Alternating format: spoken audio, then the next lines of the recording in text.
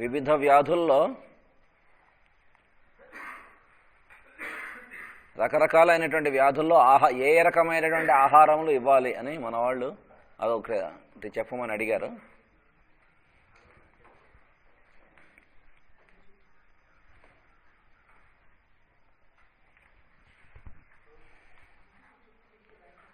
Acute డిసీజెస్లో కొన్నిట్లో ఒక్కొక్క దాంట్లో ఒక్కొక్క రకమైనటువంటి ఆహారం,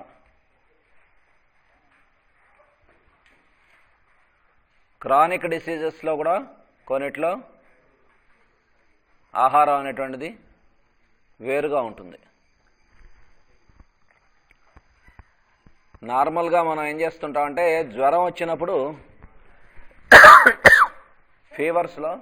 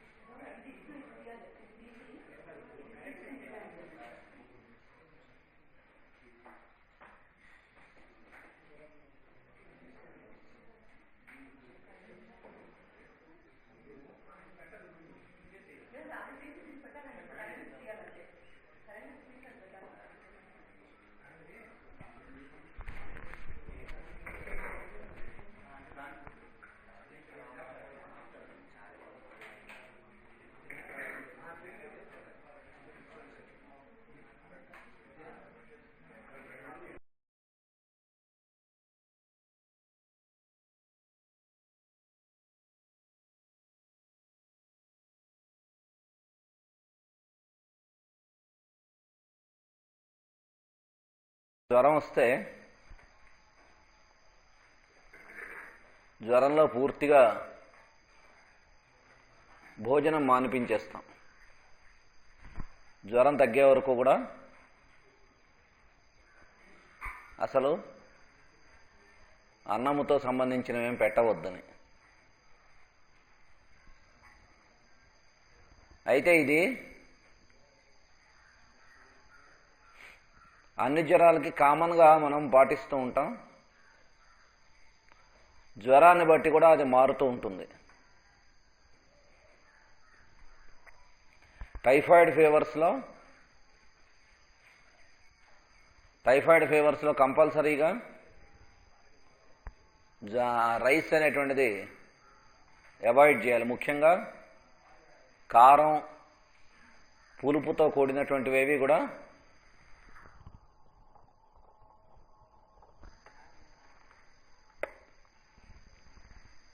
కారం, పులుపు వాటికి సంబంధించినవేమి కూడా టైఫాయిడ్ ఫీవర్ ఉన్నప్పుడు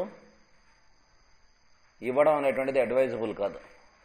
ఇస్తే ఏమవుతుంది, టైఫాయిడ్ ఫీవర్లో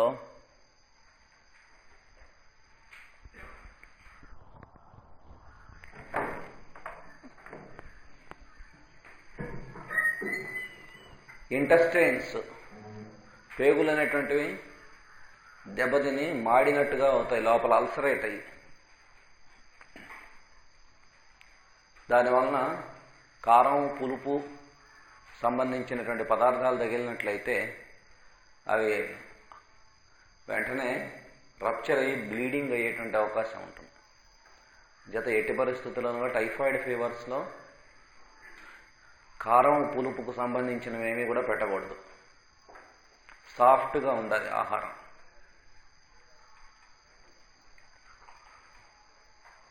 సగ్గుబియ్యం జావ చాలా మంచిది. అది ఇస్తూ ఉన్నట్లయితే ఏ రకంగానూ ఈ ఇంటెస్టైన్స్లోకి రప్చర్ అనేటువంటిది ఉండదు. తర్వాత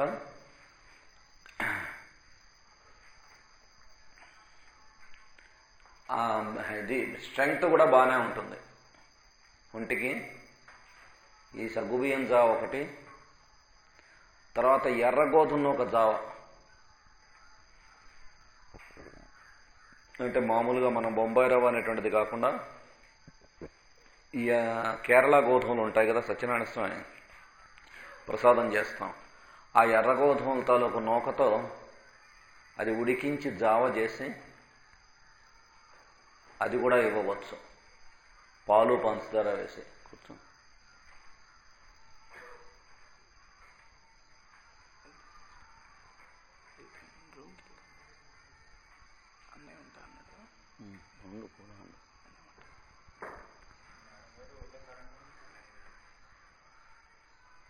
ఆ ఎర్ర గోధుమను ఒక జావ అనేటువంటిది పాలు పంచదార వేసి ఇవ్వవచ్చు.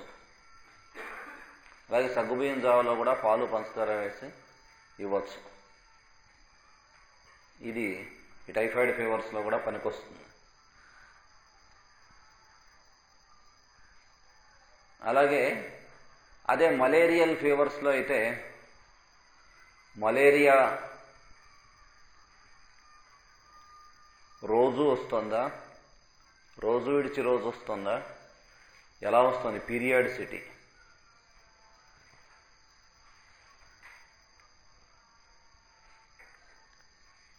మలేరియల్ ఫీవర్స్లో అసలు పెట్టకూడనివి, మినుముతో చేసినవేమీ పెట్టకూడదు. ఇడ్లీ కానీ లేకపోతే మినప్పప్పుతో సంబంధించినవేవి కూడా మలేరియా తగ్గే వరకు అసలు పెట్టకూడదు.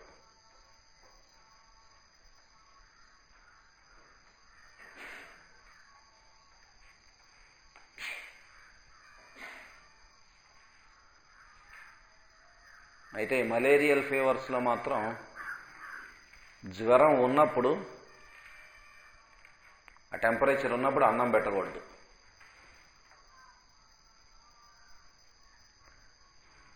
టెంపరేచర్ రాని రోజున, ఉదాహరణకి రోజు విడిచి రోజు జ్వరం వస్తుంది అనుకోండి, ఆ జ్వరం వచ్చిన రోజున భోజనం పెట్టకండి. జ్వరము రాని రోజు 2 పూట్ల కూడా భోజనం పెట్టేయవచ్చు. ఎందుకంటే మలేరియాతో వచ్చిన చికాకు ఏంటంటే, ఎన్ని ఎక్కువ రోజులు మలేరియాతో సఫర్ అవుతే అంత ఎక్కువ బ్లడ్లెస్నెస్ అనేటువంటిది వస్తుంది.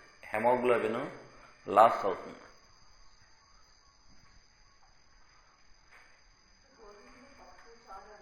వస్తున్నా చెప్తాను.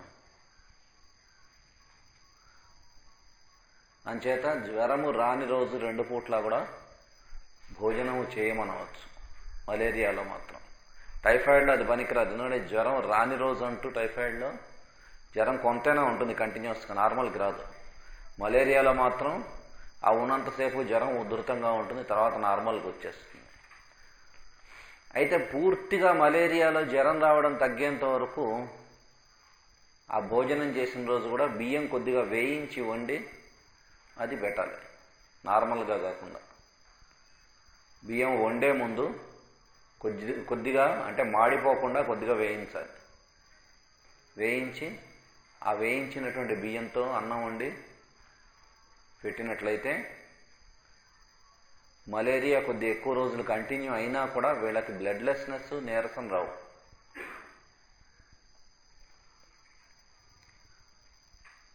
కందిపప్పు పెట్టచ్చు వాళ్ళకి, మలేరియా వస్తున్నటువంటి వాళ్ళకి. కందిపప్పు, తర్వాత కూరలన్నీ కూడా పెట్టచ్చు. దుంప కూరలు తప్ప మిగతా అన్ని కూరలు కూడా పెట్టచ్చు. ఆకుకూరలు కూడా పెట్టచ్చు, ఒక్క బచ్చలి కూర, గోంగూర తప్ప.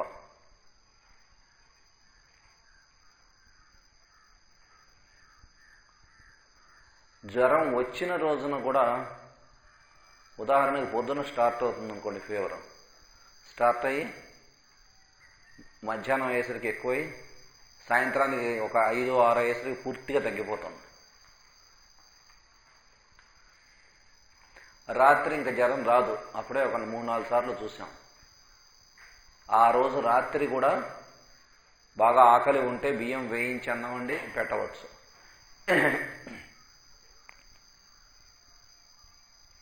ఈ బియ్యం వేయించి వండడం అనేటువంటి దానివలన దాంట్లో ఉన్నటువంటి టెంపరేచర్ని పెంచే దోషం అనేటువంటిది పోతుంది. నార్మల్గా భోజనం పెట్టేస్తూ ఉంటే జ్వరం ఉన్నప్పుడు టెంపరేచర్ కంటిన్యూ అయ్యి ఎక్కువ అయ్యేటువంటి పాసిబిలిటీ ఎక్కువ ఉంటుంది. చేత ఈ రకంగా చేస్తే ఆ రకమైనటువంటి పద్ధతి పూర్తిగా పోతుంది. కాబట్టి మలేరియా ఫీవర్స్లో ఆహారం మిగతా అన్ని జ్వరాల్లోనూ కూడా టెంపరేచర్ ఉన్నంతకాలం కూడా ఒకవేళ పేషెంట్ ఇంకేమీ తీసుకోవటం లేదనుకోండి, ఇంకా ఏ రకమైనటువంటి ఆహారం తీసుకోవటం లేదు, అంటే మామూలుగా బ్రెడ్ కానీ లేకపోతే ఇడ్లీ కానీ మలేరియాల్లో కాకుండా మిగతా వాటిల్లో టెంపరేచర్ ఉన్నప్పుడు కూడా ఇడ్లీ పెట్టచ్చు, లేదా గోధుమ చపాతి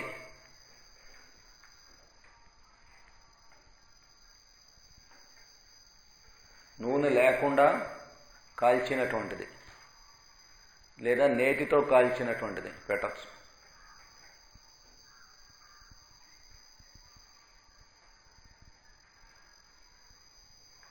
అలాగే ఫ్రూట్స్ కూడా స్వీట్గా ఉన్న యాపిల్ ఇవ్వచ్చు. స్వీట్గా ఉన్నటువంటి యాపిల్, బొప్పాయి,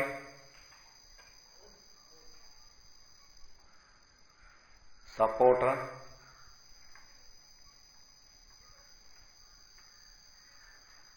అవి ఇవ్వచ్చు. కమలాపళ్ళు అవి స్వీట్గా ఉంటే దగ్గు జలుబు లేనటువంటి వాళ్ళ కేసుల్లో ఇవ్వచ్చు, పుల్లగా ఉంటే మాత్రం ఇవ్వరాదు.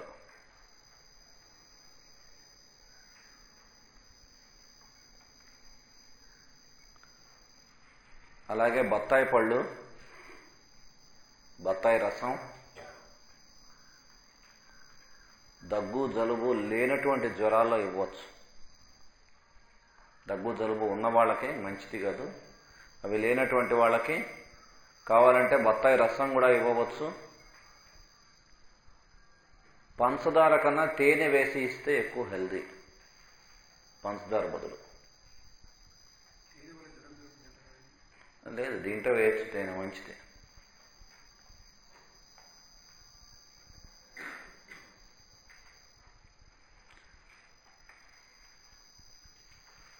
అలాగే ఇరప్టివ్ ఫీవర్స్లో, అమ్మవారి జ్వరములలో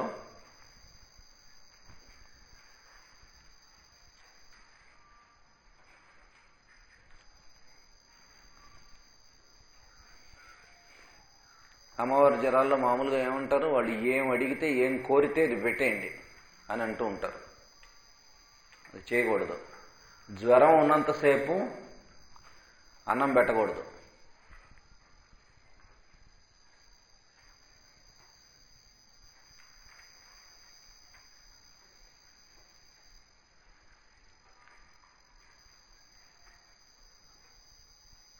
జ్వరం పూర్తిగా నార్మల్కి వచ్చేసిన తర్వాత ఒంటి మీద అమ్మవారి ఇరప్షన్ ఉన్నా కూడా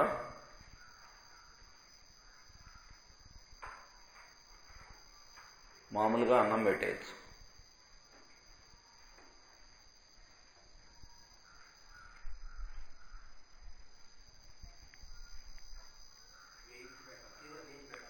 అక్కర్లే, మామూలుగా పెట్టేయచ్చు.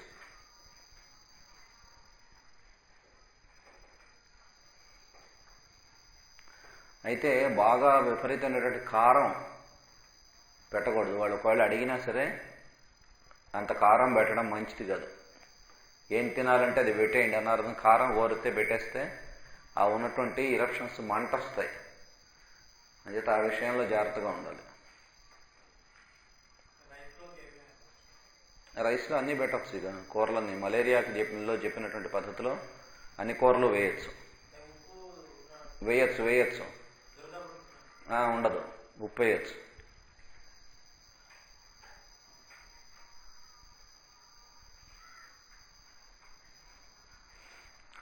వాళ్ళల్లో అసలు ఈ పాక్స్ అమ్మవారు వచ్చినటువంటి వారిలో తినకూడనివి అరటిపండు ఒకటి, కొబ్బరి ఒకటి.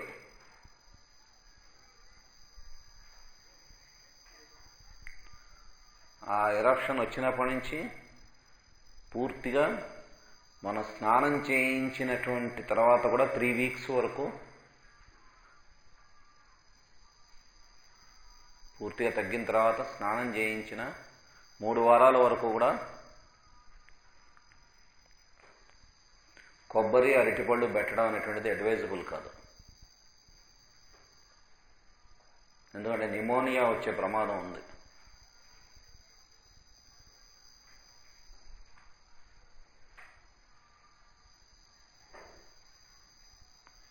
అయితే టైఫాయిడ్ పేషెంట్స్లోను మలేరియా పేషెంట్స్లోను అరటిపండ్లు పెట్టవచ్చా? కొబ్బరి బొండం నీళ్లు ఇవ్వవచ్చా? లేత కొబ్బరి బొండం నీళ్లు మలేరియా వాళ్ళకిను టైఫాయిడ్ వాళ్ళకి కూడా ఇవ్వవచ్చు.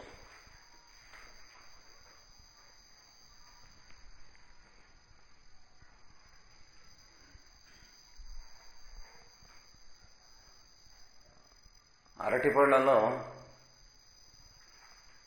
చక్కెరకేళి అరటిపండు అని ఉంటుంది. మరి మీకు ఇక్కడ దొరుకుతుందో లేదో నాకు ఐడియా లేదు, కానీ మాకు అటంతా కూడా దొరుకుతుంది. చక్కెరకేళి అరటిపండు అనేది చాలా హెల్దీ అరటిపళ్ళలో, అది ఇవ్వవచ్చు. మలేరియా వాళ్ళకి ఇవ్వచ్చు, టైఫాయిడ్ వాళ్ళకి ఇవ్వచ్చు.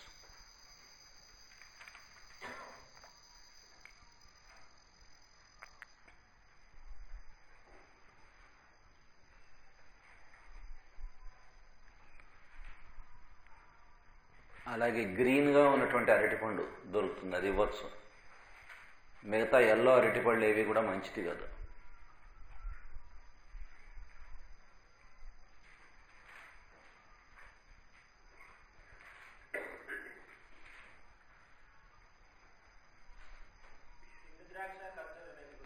ఆ ఎండు ద్రాక్ష, ఎండు ఖర్జూరం వీళ్ళందరికీ కూడా ఇవ్వచ్చు. మామూలు నవిలి తినేసేయచ్చు, లేకపోతే నీళ్ళల్లో నానబెట్టి ఆ నీళ్లు కూడా తాగచ్చు. ఎండు ద్రాక్ష అనేవి పెద్దవిగా ఉంటాయి, కిస్మిస్ చిన్నవిగా ఉంటాయి. ఆ రెండు కూడా వాడచ్చు. కిస్మిస్లో గింజ ఉండదు, ఎండు ద్రాక్షలో గింజ ఉంటుంది, పెద్దదిగా ఉంటాయి. ఆ రెండు కూడా వాడచ్చు. ఎండువి సాధారణంగా పులుపు ఉండవండి, ఎండువి సాధారణంగా స్వీట్గానే ఉంటాయి. నీళ్ళల్లో నానబెట్టినటువంటి వాడు మాత్రం మ్యాక్సిమం 3 hours కన్నా ఎక్కువసేపు నానబెట్టడం అనేటువంటిది పనికిరాదు.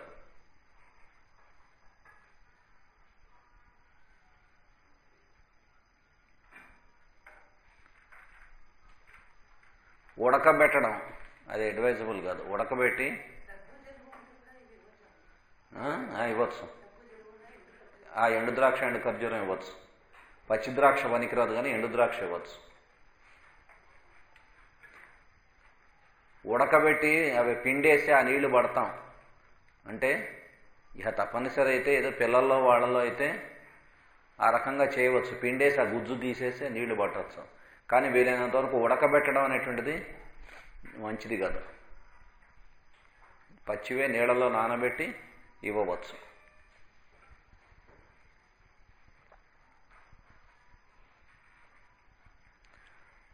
జాండీస్ వచ్చిన వాళ్ళకి, కామెర్లు వచ్చిన వారికి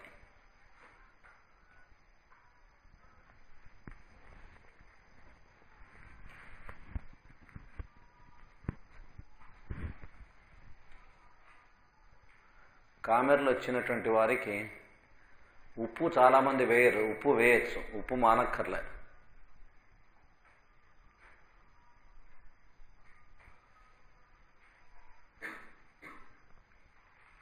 నూనెతో చేసినటువంటి పదార్థాలు ఏమీ తినకూడదు.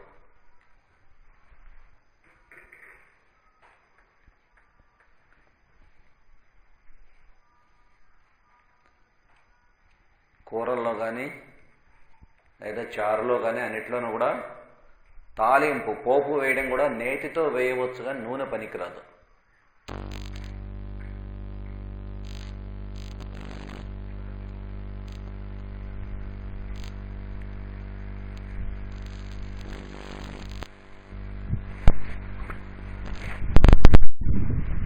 బ్యాటరీ కనెక్షన్ తీసాక స్విచ్ చేయండి.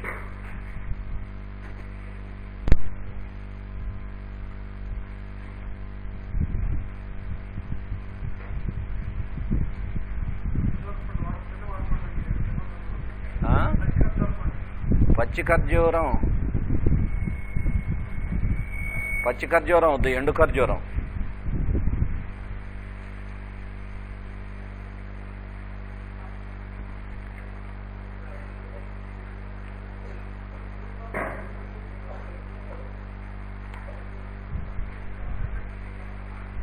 పచ్చి ఖర్జూరం అనేటువంటిది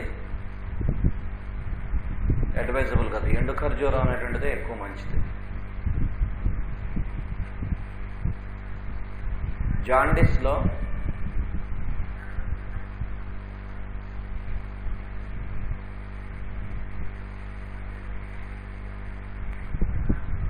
కామెర్లు వచ్చినటువంటి వాళ్ళలో ఈ నూనె పోపు అనేటువంటిది లేకుండా నేతి పోపుతో ఆహారం ఇవ్వవచ్చు.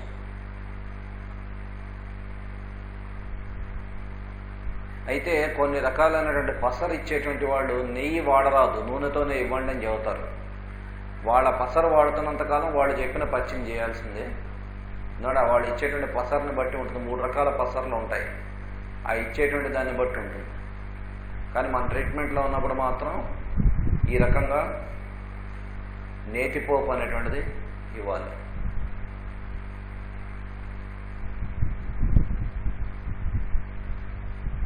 జాండీస్ బాగా ఎక్కువగా ఉన్నప్పుడు కొంచెం తగ్గేదాకా వారికి ఉదాహరణకి సీరం బిలిరుబిన్ టెస్ట్ చేయిస్తాం. జాండీస్లో తప్పనిసరిగా టెస్ట్ చేయించాల్సింది.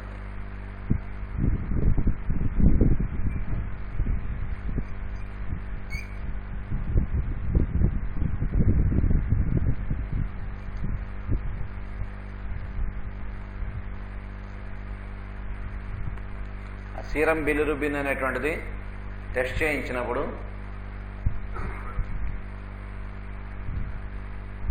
1 mg బ్లడ్లో దాటి ఉన్నట్టయితే జాండీస్ ఉన్నట్టు లెక్క. కొంతమందికి చాలా ఎక్కువ వస్తుంది.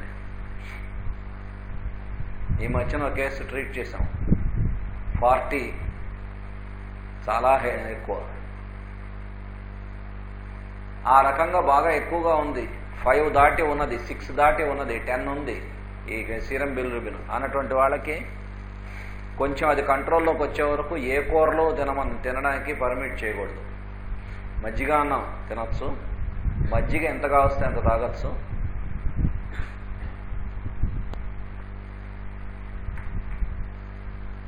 పులుపు లేకుండా ఉండాలి మజ్జిగ, కమ్మగా ఉండాలి, ఏ పూటకు ఆ పూట తోడిపెట్టి.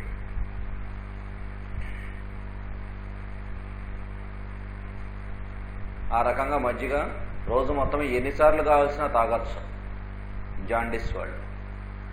లిక్విడ్స్ వీళ్ళు ఎక్కువ తీసుకోవాలి జాండీస్లో కంపల్సరీగా.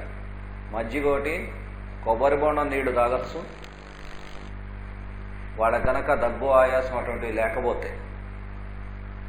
ఎవరైనా ఆస్తమా పేషెంట్స్కి జాండీస్ వచ్చినప్పుడు వాళ్ళు మాత్రం కొబ్బరి బొండం నీళ్లు తాగడం అడ్వైజబుల్ కాదు, అంటే వాళ్ళకి అది ఎక్కువ అవుతుంది. దీనికన్నా మామూలు వాళ్ళలో కొబ్బరి బొండం నీళ్లు తాగొచ్చు, గ్లూకోజ్ వాటర్ తాగొచ్చు.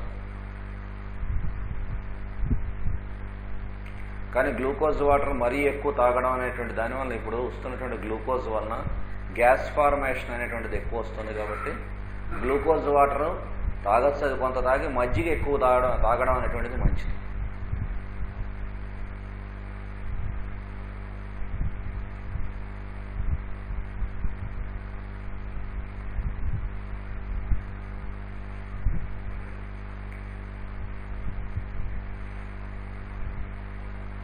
ఈ కామెర్లు వచ్చినటువంటి వాళ్ళలో చింతపండు కామెర్లు తగ్గేదాకా వాడడం అడ్వైజబుల్ కాదు.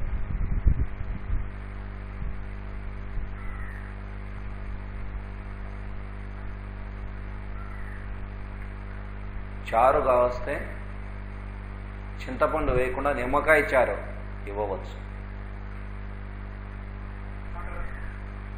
టమాటా చారు కానీ నిమ్మకాయ చారు కానీ ఇవ్వచ్చు.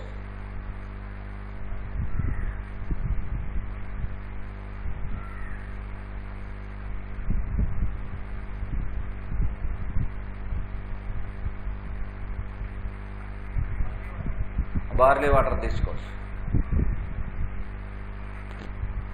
హై ఫీవర్స్లో కూడా సాధారణంగా బార్లీ వాటర్ అడ్వైస్ చేస్తూ ఉంటాం, తాగచ్చు.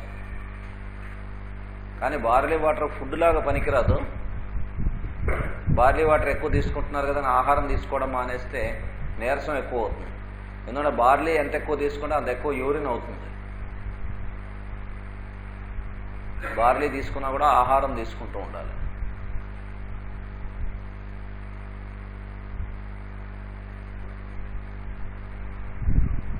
వస్తున్నా చెబుతా. కొంచెం తగ్గిన తర్వాత వీళ్ళకి ఏ 5కో 4కో వచ్చింది అనుకోండి సీరం బిలిరుబిన్, అప్పుడు మజ్జిగాన్నమే కాకుండా మామూలు కూరలు కూడా కొన్ని కూరలు ఇంట్రడ్యూస్ చేయొచ్చు.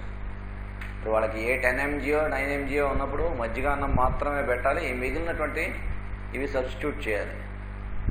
అక్కడి నుంచి తగ్గడం మొదలుపెట్టి ఏ 4కో వచ్చింది అనుకోండి, వస్తే వాళ్ళకి బీరకాయ ఒకటి, పొట్లకాయ ఒకటి, సొరకాయ,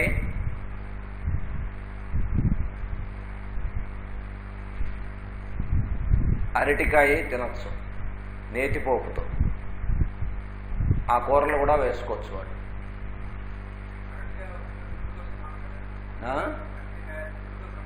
లేదు, అరటికాయ పర్వాలేదు.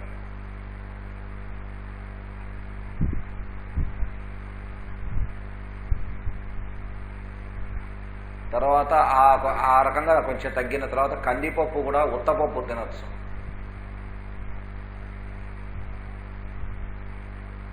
కలగలుపు కాకుండా ఉత్తపప్పు, మామూలు పప్పు, ముద్దపప్పు లాంటిది, కందిపప్పు, కొంచెం పప్పు వేయించి వండితే చాలా శ్రేష్టం ఇటువంటి వాళ్ళకి.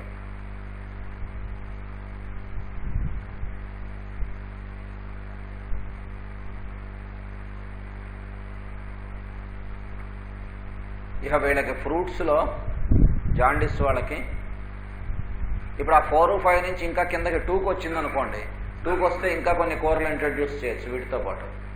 దొండకాయ పెట్టచ్చు, క్యాబేజీ పెట్టచ్చు,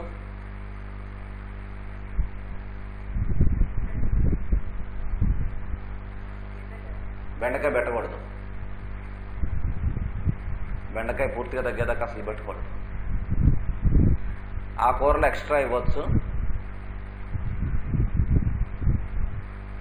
ఒకసారి పూర్తిగా నార్మల్కి వచ్చేసాక సీరం బిలిరుబిన్ నార్మల్కి వచ్చినటువంటి ఒక వారం తర్వాత నుంచి మామూలు నూనె తాలింపు, నూనె అవన్నీ పెట్టేయచ్చు, అన్ని కూరలు పెట్టేయచ్చు, అన్ని పప్పులు పెట్టేయచ్చు 1 వీక్ అయిన తర్వాత నుంచి.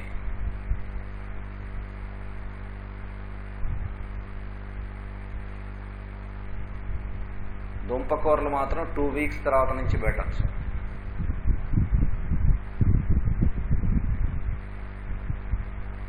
నాన్ వెజిటేరియన్ 1 మంత్ తర్వాత నుంచి పెట్టచ్చు.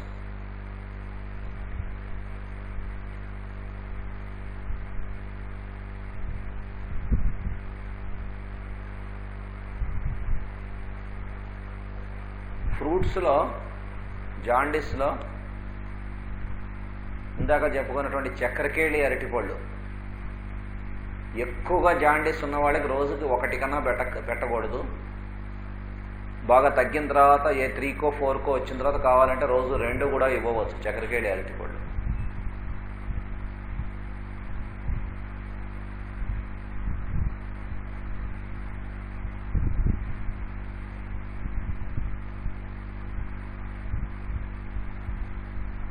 సపోటా పెట్టచ్చు, స్వీట్గా ఉన్నటువంటి యాపిల్ పెట్టచ్చు,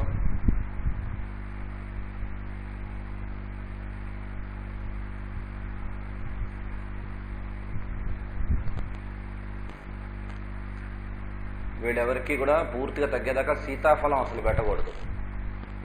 బెండకాయ ఒకటి, సీతాఫలం ఒకటి అసలు పనికిరాదు. కామెర్లు, తర్వాత ఈ టైఫాయిడ్లో కూడా పూర్తిగా తగ్గి కోలుకునేదాకా సీతాఫలం. సపోటా పెట్టచ్చు చెప్పేదా.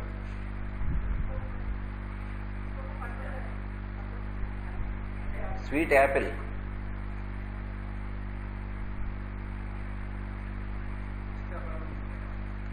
సీతాఫలం పెట్టకూడదు. బెండకాయ ఒకటి కూరల్లో.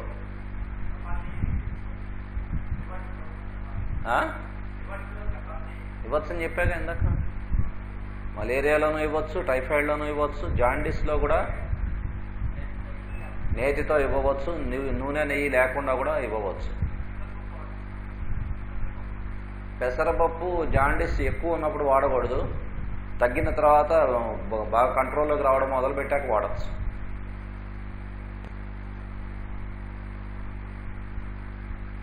వీరందరిలోనూ కూడా జాండీస్ వచ్చి తగ్గిన తర్వాత మామూలుగా ఏం చెబుతారంటే 6 నెలల వరకు పథ్యం చేయాలి అని కొంతమంది చెబుతూ ఉంటారు. ఎలోపతి డాక్టర్స్ అయితే అసలు పథ్యమే అక్కర్లే, జాండీస్కి అన్ని తినేయచ్చు అని చెబుతూ ఉంటారు. ఈ రెండు రాంగే. 6 నెలల వరకు పథ్యం ఇప్పుడు మన బిలిరూబిన్ నార్మల్కి వచ్చిన తర్వాత ఒక 1 వీక్ తర్వాత నుంచి అన్ని ఆహారాలు తీసుకోవచ్చు ఇప్పుడు నేను చెప్పినటువంటి పద్ధతిలో. కానీ ఒక 3 నెలల దాకా అసలు తీసుకోకూడనివి, బాగా సివియర్ జాండీస్ వస్తే 6 నెలలు, మోడరేట్గా వస్తే ఒక 3 మంత్స్ దాకా అసలు వాడకూడనటువంటివి జున్ను ఒకటి, జున్ను, అరిసెలు, తాటి ముంజలు,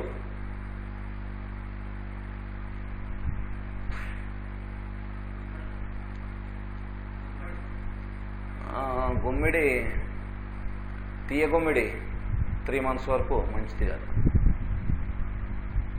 బూడిద గుమ్మిడి వాడచ్చు.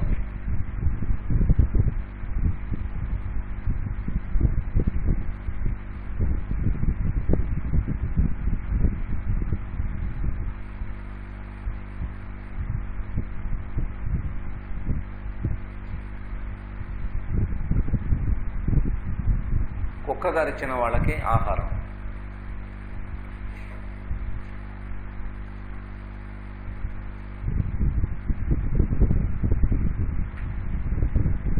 ఆహారము మిగిలిన జాగ్రత్తలు.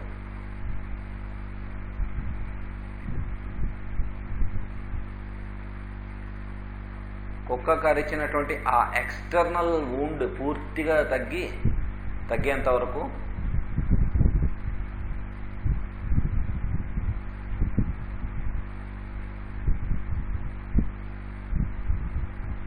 కొబ్బరి పెట్టకూడదు, నూనె పనికిరాదు. వీళ్ళకు కూడా కూరలన్నీ నేతితో చేసి పెట్టచ్చు, కానీ నూనె అస్సలు పనికిరాదు. నూనెతో చేసినవి తినకూడదు. బెల్లంతో చేసినవి పనికిరావు.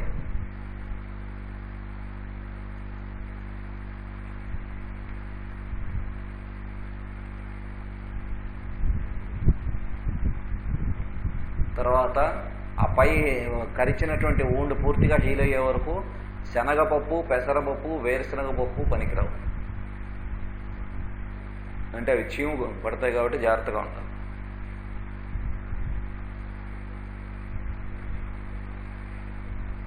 శనగపప్పు, పెసరపప్పు, వేరుశనగపప్పు, గ్రౌండ్ నట్.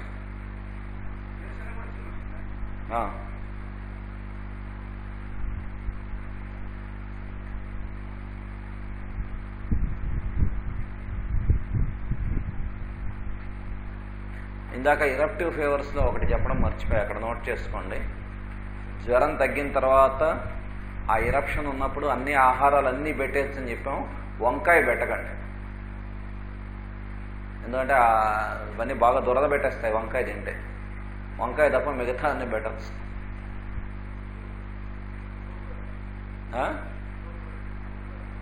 గోంగూర తినకూడదు, బచ్చల కూర, గోంగూర అవి తినకూడదు.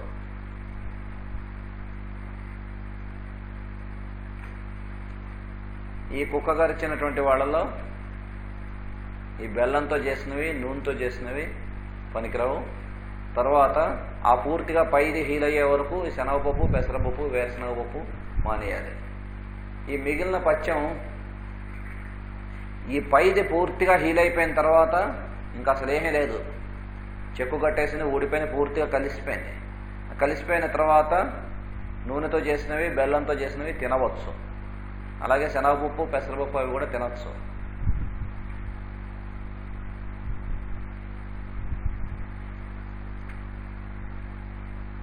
వీళ్ళు కూడా ఒక 6 నెలల వరకు మానేయాల్సినవి జున్ను, అరిసెలు, ఈ తాటి ముంజలు, అవి 6 నెలల వరకు మానేయాలి.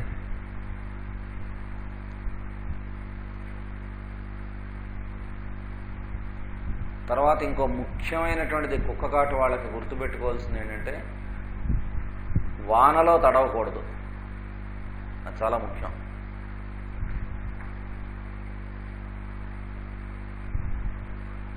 ఊరికే చిన్న స్క్రాచెస్ పడ్డాయనుకోండి, కుక్క గీరింది లేదా ఊరికే పైన గరిచింది, వాళ్ళు ఒక 2 నెలల వరకు వర్షంలో తడవకుండా ఉంటే సరిపోతుంది.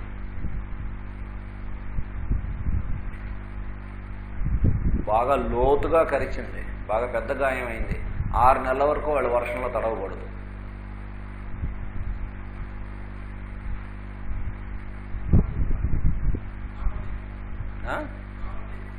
స్నానం చేయొచ్చు.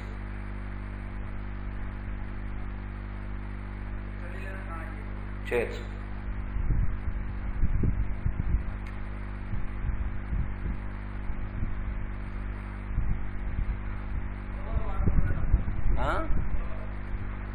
ఉలవలు కూడా వాడకూడదు.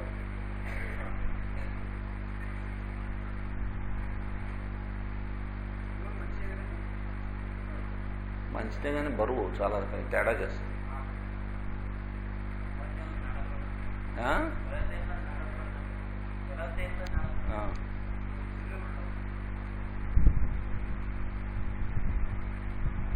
కొబ్బరి అరటిపళ్ళు ఈ కుక్క గరిచిన వాళ్ళు కూడా పూర్తిగా ఆ పై ఊండు పూర్తిగా మానేదాకా కొబ్బరి అరటిపళ్ళు పనికిరావు.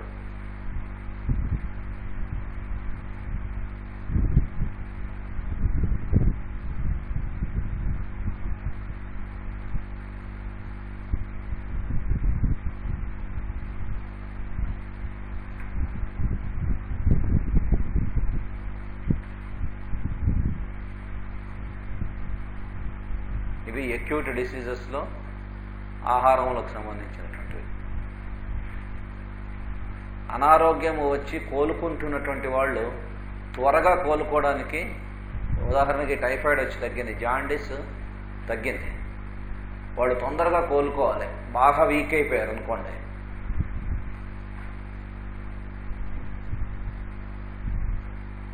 జాండీస్ ఉన్నటువంటి వాళ్ళు పూర్తిగా జాండీస్ తగ్గేదాకా తలకి నూనె రాసుకోకూడదు. అదొకటి నోట్ చేసుకోండి. కామెరులో ఉన్నటువంటి వారు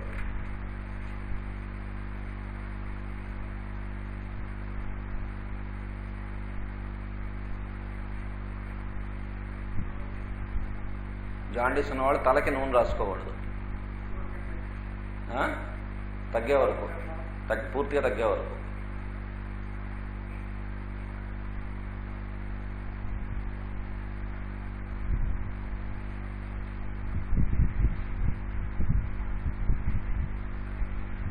ఇప్పుడు తీవ్రమైనటువంటి అనారోగ్యం పడిన తర్వాత త్వరగా కోలుకోవాలంటే వాళ్ళకి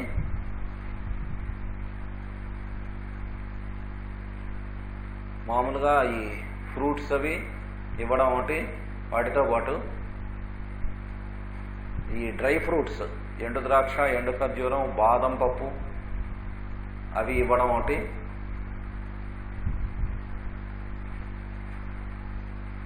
తర్వాత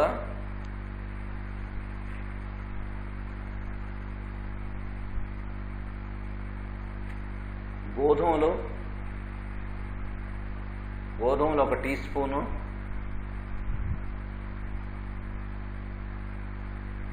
పెసలు 1/2 టీ స్పూను,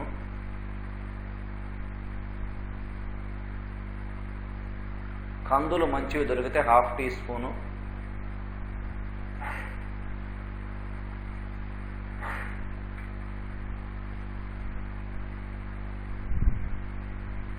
కొద్దిగా ఒక 5-6 శనగలు,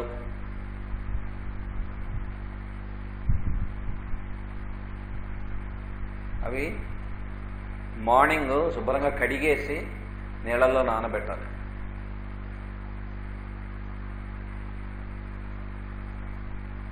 మర్నాడు మార్నింగ్ బ్రషింగ్ అయిన వెంటనే అవి తినేయడం, ఆ నీళ్లు తాగేయడం.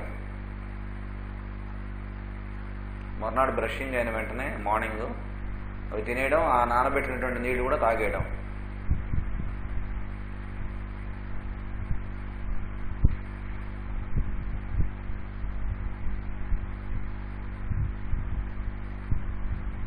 రుచి కోసం దాంట్లో ఏమైనా వేసుకోవచ్చా అని కొంతమంది అడుగుతారు. ఉత్తమం ఏం తింటామండి, కాస్త ఉప్పు కారం అవి తగిలిస్తే ఉపయోగం లేదు.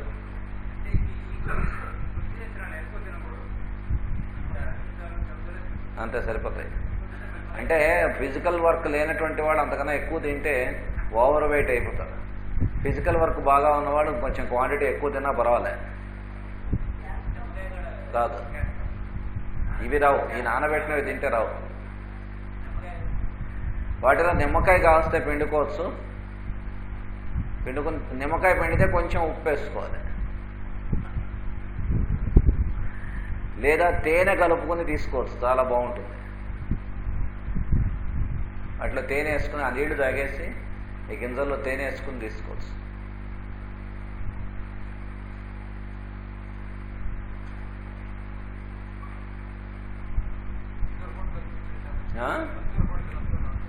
ఖర్జూరం తినచ్చు.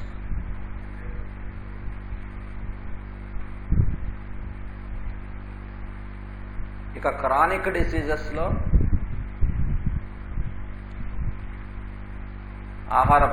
ఆహారములు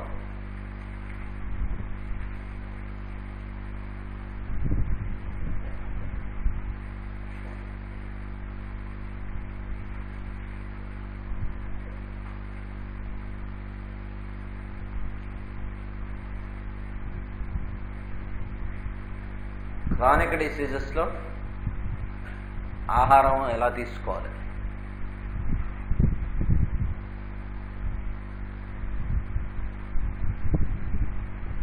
టీబీ వచ్చినటువంటి వాళ్ళు ఉన్నారు.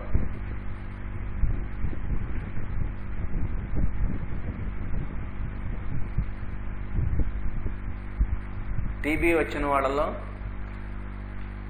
వాళ్ళకి జ్వరము ఉన్నా కూడా, ఎంత జ్వరం ఉన్నా, 102, 103 జ్వరం ఉన్నా కూడా అన్నం పెట్టడం మానరాదు. కాకపోతే బియ్యం వేయించి అన్నం వండి పెట్టాలి.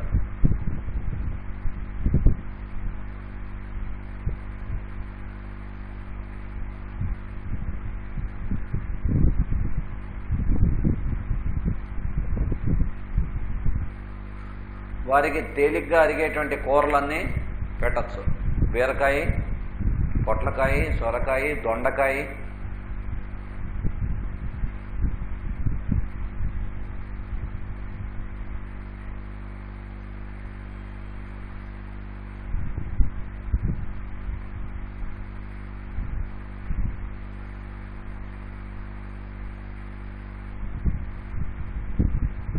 అలాగే కందిపప్పు,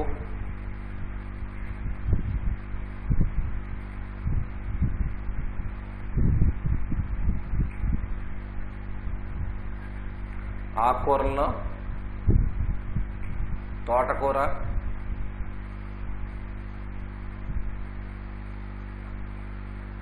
మెంతికూర అవి తినచ్చు.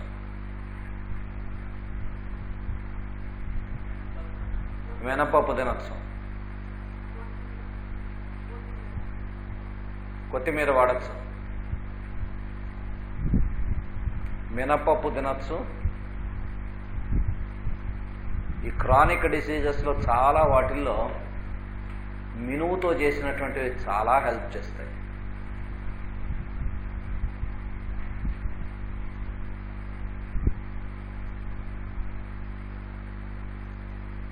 ఇంటెస్టైనల్ టీబీ ఉన్నవాడు తప్ప మిగతా ఈ లంగ్స్ టీబీ ఉన్నటువంటి వాళ్ళు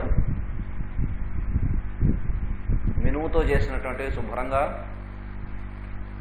నేతి గారెలు, రోజు ఒక నేతి గారె తింటే చాలా తొందరగా కోలుకుంటారు. గారెలు చేసి నూనె బదులు నేతిలో వేసి తిన్నట్లయితే చాలా తొందరగా కోలుకుంటారు. నేతి గారె. ఇంటెస్టైనల్ టీబీ కాదు, పేగులకి సంబంధించిన టీబీ కాకుండా మిగిలిన వాళ్ళందరూ వాళ్ళు తినచ్చు. ఎందుకంటే పేగులకి సంబంధించినటువంటి టీబీ వాళ్ళకి మోషన్స్ అవుతాయి తింటే.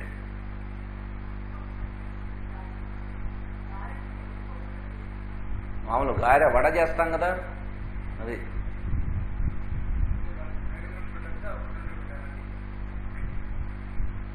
రోజుకు ఒక నేతి గారె. అలాగే బెల్లంతో చేసినటువంటి మినపసుని రోజు ఒకటి పెట్టచ్చు. పంచదారతో చేసింది పనికిరాదు. ఆరోగ్యంలో బెల్లమే అడ్వైస్ చేసేది, పంచదార కాదు.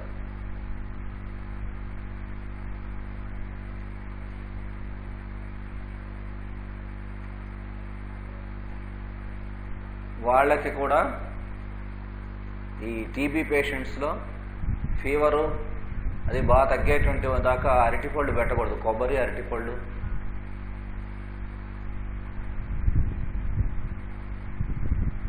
లంగ్స్ టీబీ వాళ్ళు కొబ్బరి నీళ్ళు కూడా తాగకూడదు. ఎందుకంటే దగ్గు ఆల్రెడీ వస్తూ ఉంటుంది, అది ఎక్కువ అవుతుంది.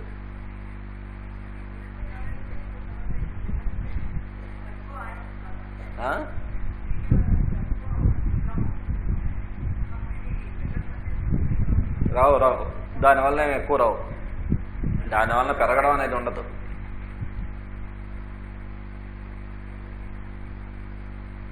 కొబ్బరి బొండం నీళ్లు కూడా తాగకూడదు ఈ లంగ్స్ టీబీ ఉన్నటువంటి వాళ్ళు. మిగతా ఇంటెస్టైనల్ టీబీ కానీ మిగతా వాళ్ళు కానీ లేత కొబ్బరి బొండం నీళ్లు శుభ్రంగా తాగచ్చు.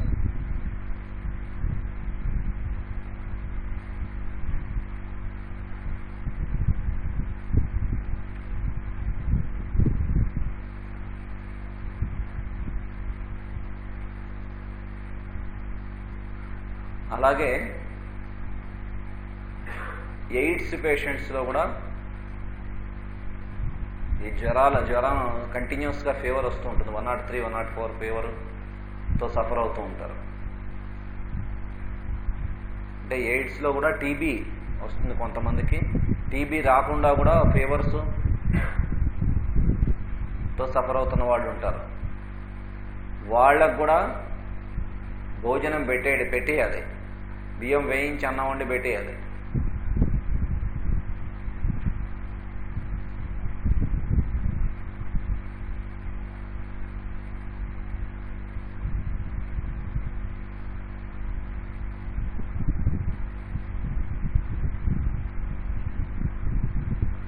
అలాగే లుకేమియాతో సఫర్ అయ్యే వాళ్ళు ఉంటారు.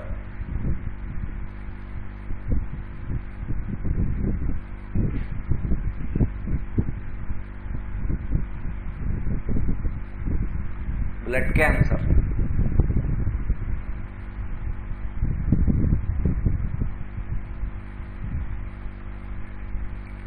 వాళ్ళకి కూడా తప్పనిసరిగా జ్వరం ఉన్నా సరే ఆహారం ఇచ్చేయాలి.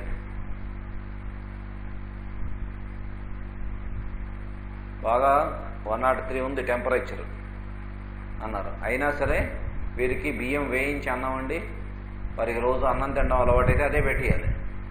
లేదు సబ్స్టిట్యూట్ ఏది తినడమైనా అలవాటు ఉన్నవాడు ఉన్నాడు అనుకోండి, ఇడ్లీ తినగలడు, చపాతీ తినగలడు, గోధుమ ఉప్మా తినగలడు. వీళ్ళందరికీ కూడా గోధుమ ఉప్మా కూడా బెటర్స్, నేతిపోపు వేసి. మళ్ళీ బొంబాయి రవ్వతో ఉప్మా చేసి పెడితే అరగకపోవచ్చు చాలామందికి వీళ్ళలో. నేను దానికన్నా గోధుమ ఉప్మా శుభ్రంగా బెటర్స్.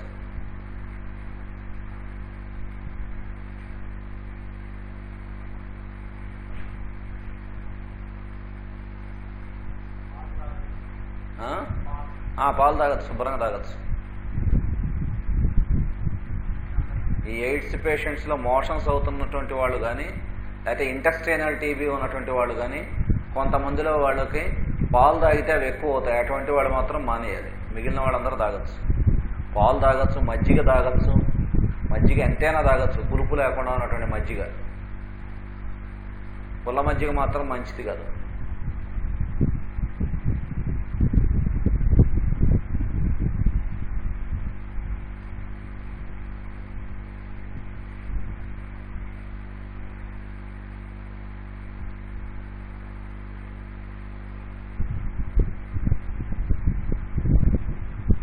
క్రానిక్ యాస్థమా పేషెంట్స్ ఉంటారు. బ్రాంకియల్ యాస్థమా, ఊపిరితిత్తులకు సంబంధించినటువంటి శ్వాసకోశ బాధ డిసీజ్. యాస్థమాలో బ్రాంకియల్ యాస్థమా ఒకటి ఉంటుంది, కార్డియాక్ యాస్థమా అని ఒకటి ఉంటుంది.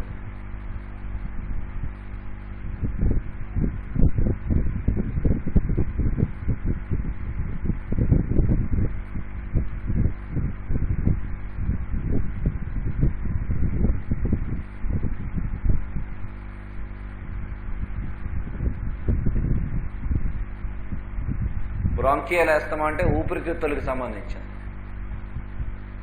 కార్డియాక్ ఆస్తమా అంటే హార్ట్కి సంబంధించింది.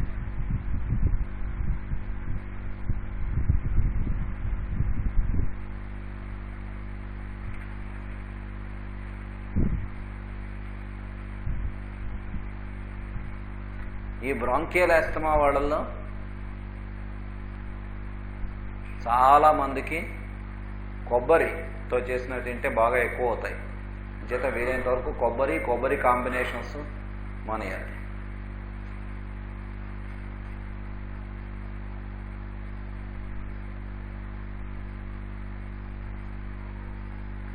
డాల్డాతో చేసినవి పనికిరావు.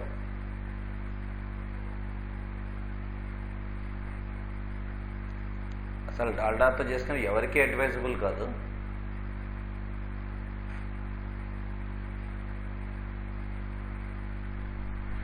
నూనెల్లో పామాయిల్ ఒకటి పనికిరాదు. నువ్వుల నూనె కానీ, నువ్వుల పప్పు నూనె కానీ, సన్ఫ్లవర్ ఆయిల్ కానీ,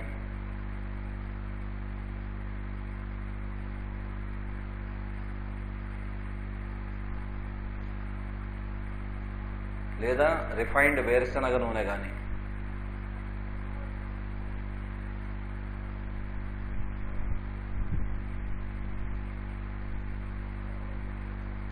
అలాగే ఆస్తమా పేషెంట్స్లో ఇండివిజువల్గా వాళ్ళకి పడనటువంటి పదార్థాలు ఏమైనా ఉంటే అవి మానేయమనాలి ట్రీట్మెంట్ అయ్యేంతవరకు. కొంతమందికి కొన్ని పడవు.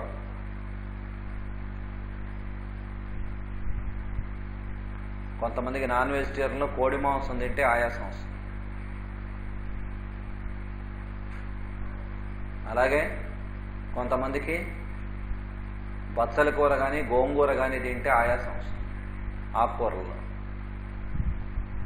చాలామందికి ఎక్యూట్ ఆస్థమాటిక్స్ ఉన్నటువంటి అటాక్ ఉన్నవాళ్ళు, అంటే తగ్గి అసలు ఆస్తమా అటాక్స్ తగ్గి ఎప్పుడో అప్పుడప్పుడు వస్తున్నవాళ్ళు తప్ప ఫ్రీక్వెంట్గా అటాక్ వస్తున్న వాళ్ళు బెండకాయ తినడం కూడా అడ్వైజబుల్ కాదు.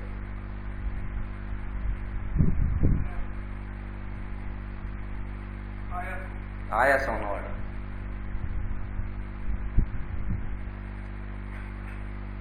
బెండకాయ వల్ల కూడా ఆయాసం పెరుగుతుంది.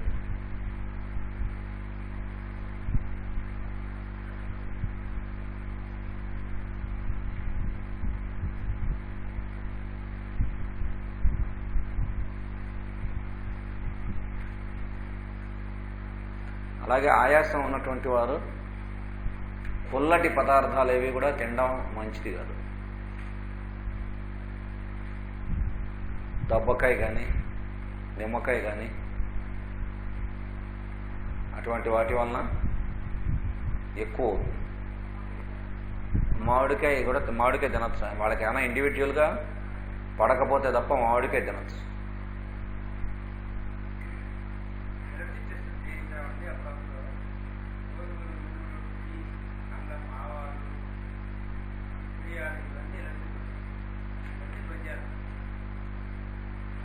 అవి ఏవైతే చెప్పారో ఆ టెస్ట్స్లో ఒక్కోటి తిని చూస్తే వాళ్ళకి తేడా చేస్తే మానేయాలి. వాళ్ళకి కాన్స్టిట్యూషనల్గా ట్రీట్మెంట్ ఇచ్చిన తర్వాత కొంతకాలం అయిన తర్వాత ఒక్కోటే ఇంట్రడ్యూస్ చేస్తే అన్నీ పడతాయి, ఏం తేడా చేయదు. అంటే మీ శరీరతత్వానికి ఇది సరిపోవటం లేదు, ఇవి మానేయండి అనేటువంటి దానికన్నా సరిపోయేటువంటి పద్ధతి ఏమైనా చేయగలమా? అది కాన్స్టిట్యూషనల్ ట్రీట్మెంట్లో జరిగిన తర్వాత వాళ్ళు అవి తిన్నా ఏం చేయదు.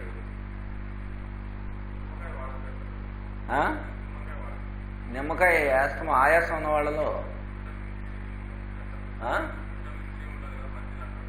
ఆ నిమ్మకాయ వాడదలుచుకుంటే ఇంకో ప్రాసెస్ ఉంది, ఆ రకంగా వాడచ్చు, ఎవరైనా వాడచ్చు. నిమ్మకాయ తేనె కలిపి వాడితే తేడా చేయదు.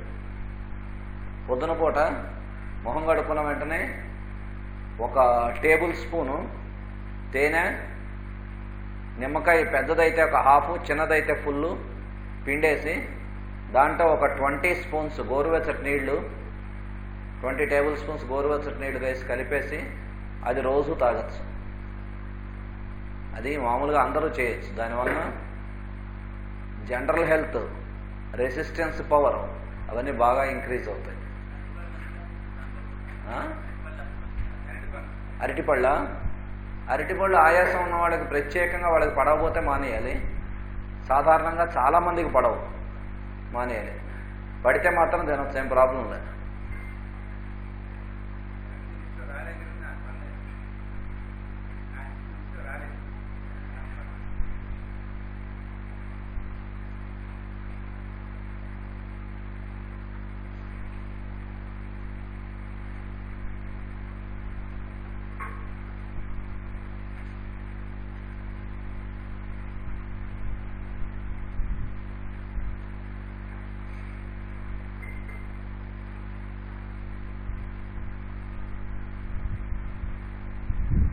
ఇంచుమించుగా అన్నీ కవర్ అయిపోయాయి అనుకుంటా. ఇంకేమన్నా ఎవరికైనా సందేహం ఉంటే అడగండి. కార్డియాక్ ఆస్తమాలో ఈ బ్రాంకియల్ ఆస్తమాలో మానేయాల్సినవన్నీ మానక్కర్లే. వాటి వలన వాళ్ళకి ఏవి తేడా చేస్తే అవి మానేయాలి.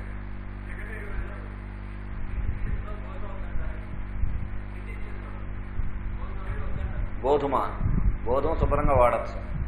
స్కిన్ డిసీజెస్లో వాడకూడనివి, చర్మ వ్యాధులు ఎక్కువగా ఉన్నటువంటి వాళ్ళలో వాడకూడని వాటిల్లో వంకాయ ఒకటి. కొంతమందికి గోంగూర కూడా తింటే బాగా దురద ఎక్కువ అవుతుంది. అయితే అటువంటి వాళ్ళకి గోంగూర,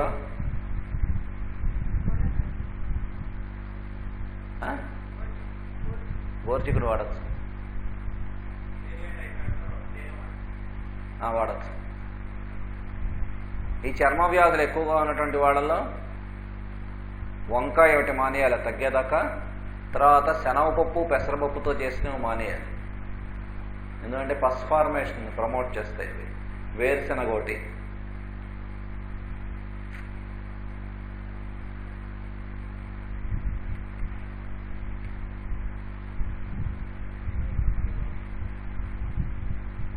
cirrhosis of liver disorders, chronic liver డిజార్డర్స్లో ఒకటి చెప్పాలి ఆహారం. ఈ కార్డియాక్ ఆస్తమాలో కూడా వాళ్ళకి ప్రత్యేకంగా తింటే ఎగ్రవేట్ చేసేటువంటివన్నీ మానేయాల్సి వస్తుంది. తప్పనిసరిగా మానేయాల్సినవి కార్డియాక్ ఆస్తమా ఉన్న వాళ్ళల్లో కూడా తప్పనిసరిగా మానేయాల్సినవి అరిసెలు ఒకటి, ఈ జున్ను, అవి పూర్తిగా మానేయాలి.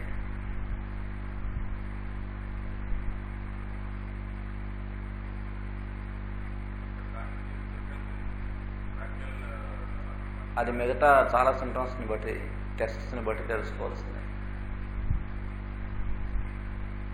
బాగా కార్డియాక్ ఆస్తమాలో ఫస్ట్ సిమ్టము ఏమాత్రం నడిచినా మూమెంట్ ఉన్నా వాళ్ళకి ఆయాసం వచ్చేస్తుంది. కానీ క్రానిక్ బ్రాంకియల్ ఆస్తమా వాళ్ళలో కూడా అలాగే ఉంటుంది. ఏమాత్రం కదలకుండా ఉంటే బాగుంటుంది.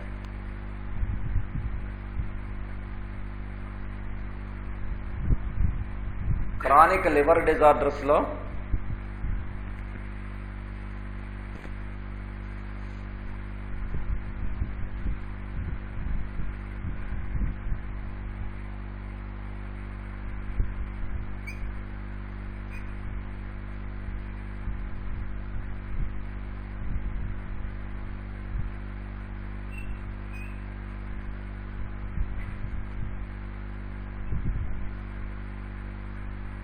సిరోసిస్ ఆఫ్ లివర్,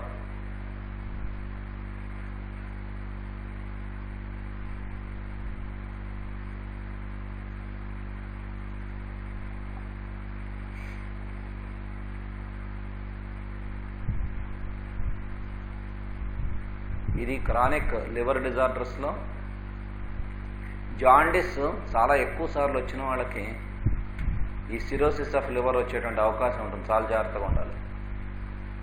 దీని కారణాల్లో జాండిస్ ఎక్కువగా రావడం, ఒక 5-6 సార్లు జాండిస్తో సఫర్ అయ్యారు అంటే వాళ్ళు ఫైనల్గా దీంట్లోకి ల్యాండ్ అవ్వచ్చు.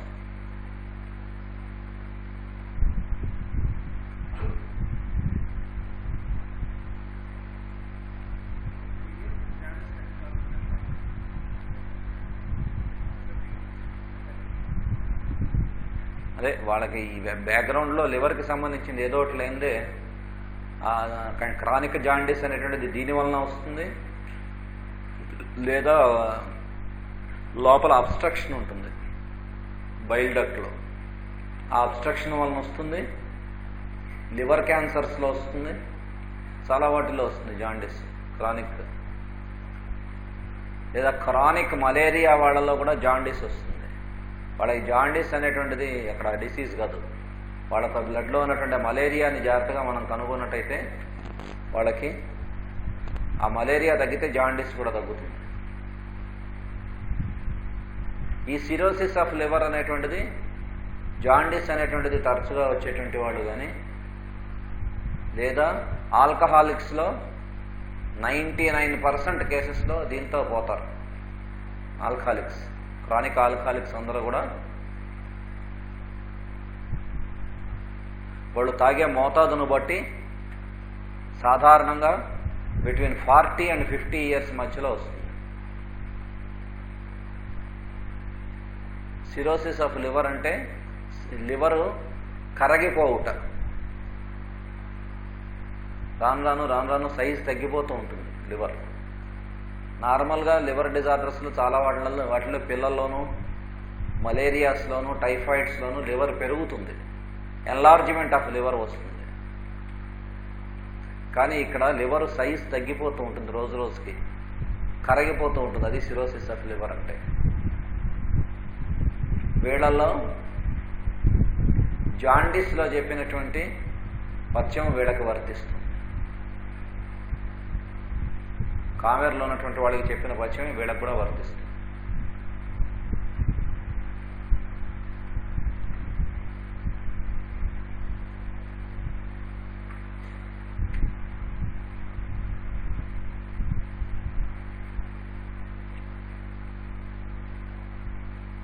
బీపీ ఫ్లక్చువేషన్స్ ఉన్న వాళ్ళల్లో తీసుకోవాల్సినటువంటి ఆహార నియమాల్లో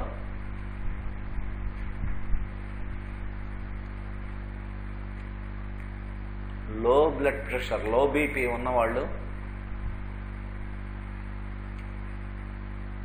ఫ్రూట్ జ్యూసెస్ తప్పనిసరిగా తాగాలి. కమ్మటి మజ్జిగలో ఉప్పు వేసుకుని తరచుగా తాగడం అనేటువంటిది చాలా ముఖ్యం.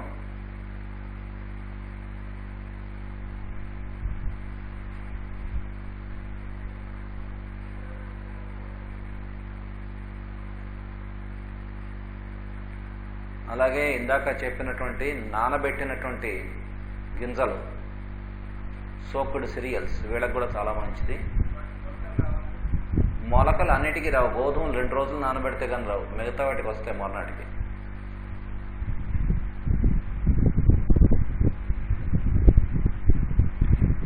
హై బీపీ ఉన్నవాళ్ళు, ఇప్పుడు అదేగా చెప్పా, నానబెట్టినవి తింటే చాలు, మొలకలు అన్నిటికీ రావు. గోధుమలకి మొలకలు రావడం 2 days పడుతుంది, మిగిలిన వాటన్నిటికీ నెక్స్ట్ డేకే వస్తాయి మొలకలు. ఇంకా తొందరగా మొలకలు రావాలంటే వాటికి ఇంకో ప్రాసెస్ కూడా ఉన్నది. రాత్రి వరకు నీళ్ళలో నానబెట్టి రాత్రి తీసేసి తడిగుడ్డలో చుట్టేయండి, ఆ నీళ్లు తాగేసేయండి, మర్నాడు మార్నింగ్కి చాలా వరకు మొలకలు వస్తాయి.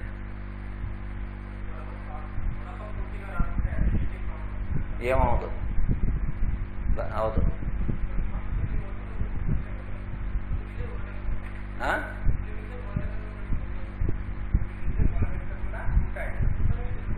తినచ్చు. నీళ్ళలో ఈ విధంగా నానబెట్టినవి మొలక పైకి రాకపోయినా లోపల ఆ ప్రాసెస్ స్టార్ట్ అవుతుంది. మీరు 24 hours నీళ్ళలో నానబెట్టేసరికి, లేదా 12 hours నీళ్ళలో నానబెట్టి 12 hours తడిగుడ్డలో చుట్టచ్చు, అలా కూడా వస్తాయి.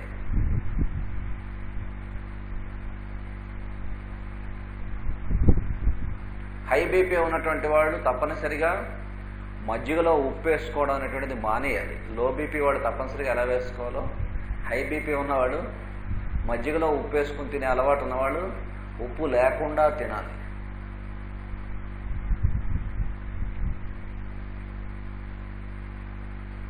అలాగే బీపీ రేంజ్ని బట్టి ఉప్పు తగ్గించుకుని తినాలి.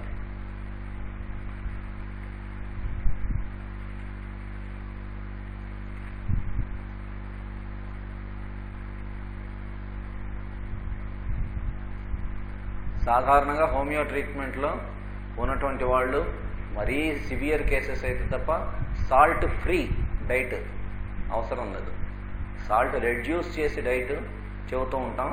ఇక మరీ క్రానిక్ హైపర్ టెన్సివ్స్ ఏం చేసినా కూడా వాళ్ళకి తగ్గటం లేదు అన్నటువంటి వాళ్ళలో కొన్నాళ్ళు సాల్ట్ ఫ్రీ, అసలు ఉప్పు లేకుండా తినుట,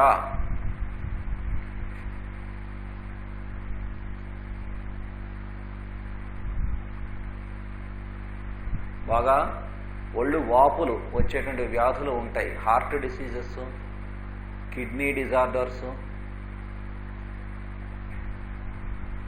అలాగే యూరిన్లో ఆల్బుమిన్ పోతున్నటువంటి వారు,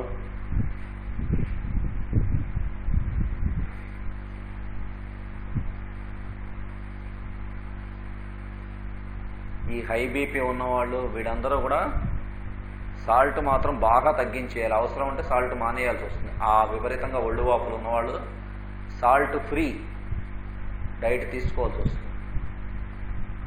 అంటే బాడీలో వాటర్ బ్యాలెన్స్ని మెయింటైన్ చేస్తుంది సాల్ట్ అని చెప్పుకున్నాం. కానీ వీళ్ళకి బాడీలో వాటర్ ఎక్కువ అక్యూములేట్ అయిపోతుంది, ఎక్కువ వాటర్, అందువలన వాళ్ళకి వాటర్ రిటెన్షన్, వాళ్ళు కొద్ది రోజులు మాత్రం అవి చేయవలసి వస్తుంది.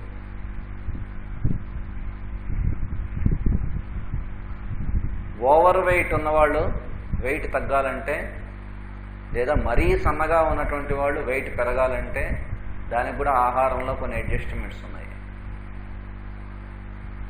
ఓవర్ వెయిట్ ఉన్నటువంటి వాళ్ళు తగ్గాలంటే కొంతమంది ఆహారం పూర్తిగా మానేస్తూ ఉంటారు. అలా మానేస్తే తగ్గరు, ఇంకా హెమోగ్లోబిన్ కూడా లాస్ అవుతుంది. తీసుకునేటువంటి ఫుడ్ తాలూకు క్వాంటిటీ తగ్గించుకోండి. కుక్డ్ ఫుడ్స్ వీలైనంత వరకు తగ్గించేయండి, లేదా పూర్తిగా మానేసినా పర్వాలేదు. కుక్డ్ ఫుడ్స్, వండిన పదార్థములు తినడం మానేసి రా ఫుడ్స్,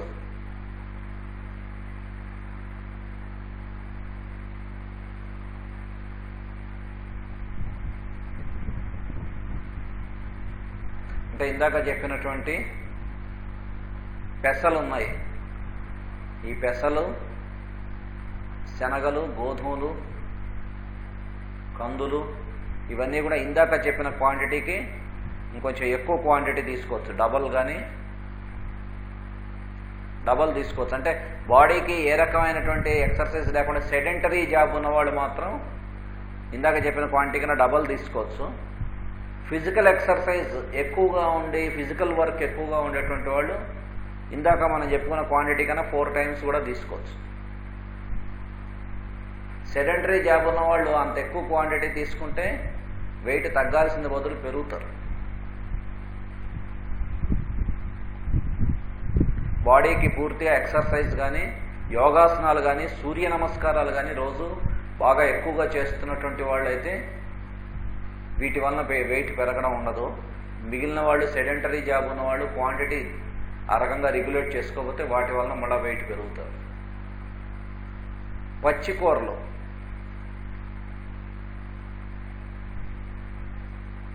పచ్చికూరలు అన్నీ కూడా దొండకాయ కానీ, క్యారెట్ కానీ, దోసకాయ కానీ, బీరకాయ కానీ, బెండకాయ పనికిరాదు పచ్చికూరలలో. దొండకాయ తినచ్చు. మిగిలిన ఆకుకూరలు తినగలిగితే క్యాబేజీ కూడా తినచ్చు. ఇవన్నీ కూడా వాటిని రకరకాలుగా తినచ్చు. బూడిద గుమ్మిడి తినగలిగితే అది కూడా మంచిదే. వీటన్నిటినీ కూడా ఒక్కో రోజు ఒక్కోలా చేసుకోవచ్చు. ఒకరోజు వాటిలో కొద్దిగా నిమ్మకాయ పిండి, ఉప్పు వేసుకుని తినచ్చు.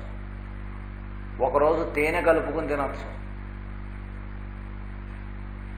ఒకరోజు అవి కట్ చేసి కమ్మటి మజ్జిగలో వేసేసి 2 hours నాననిచ్చి ఆ మజ్జిగలో వేసిన వెంటనే కొద్దిగా దాంట్లో ఉప్పు వేస్తే 2 hours అయ్యేసరికి ఫస్ట్ క్లాస్ అయిన టేస్ట్లో ఉంటాయి.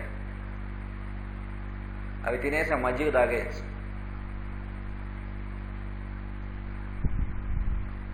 పూర్తిగా కుక్కుడు ఫుడ్స్ మానేసిన వాళ్ళు ఇవి చేయవచ్చు. ఇవొకటి చేయవచ్చు. పొద్దున పూట టిఫిన్ బదులు టిఫిన్ మానేసి పూర్తిగా రాగుల జావ, సోడి జావ అంటాం కొన్ని చోట్ల రాగుల జావ అంటాం. అవి ఆ రాగుల జావ పాలు ఉడకబెట్టి జావ చేసి పాలు పంచదార వేసుకునైనా తాగొచ్చు, లేదా పాలు బెల్లం వేసుకుని తాగొచ్చు, మజ్జిగ ఉప్పు వేసుకుని తాగొచ్చు.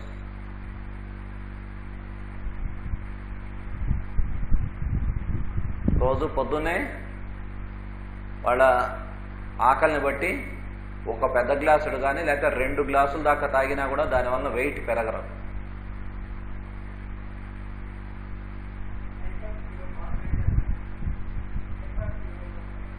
టైఫాయిడ్ ఫీవర్లో ఇవ్వచ్చు, రాగి జావ ఇవ్వచ్చు. వేడి లేదు, అందరికీ కాదు, అది ఇండివిజువల్. రాగి జావ అనేటువంటిది మార్నింగ్ టిఫిన్ బదులు అది తీసుకోవచ్చు. తీసుకుంటే ఏమవుతుంది, వెయిట్ పెరగకుండా వీక్నెస్ రాకుండా ఉంటుంది. ఎలాంటి వాళ్ళైనా రాగి జావ తీసుకోవచ్చు. డయాబెటిక్స్ కూడా రాగి జావ చాలా మంచిది, షుగర్ పేషెంట్స్ కూడా.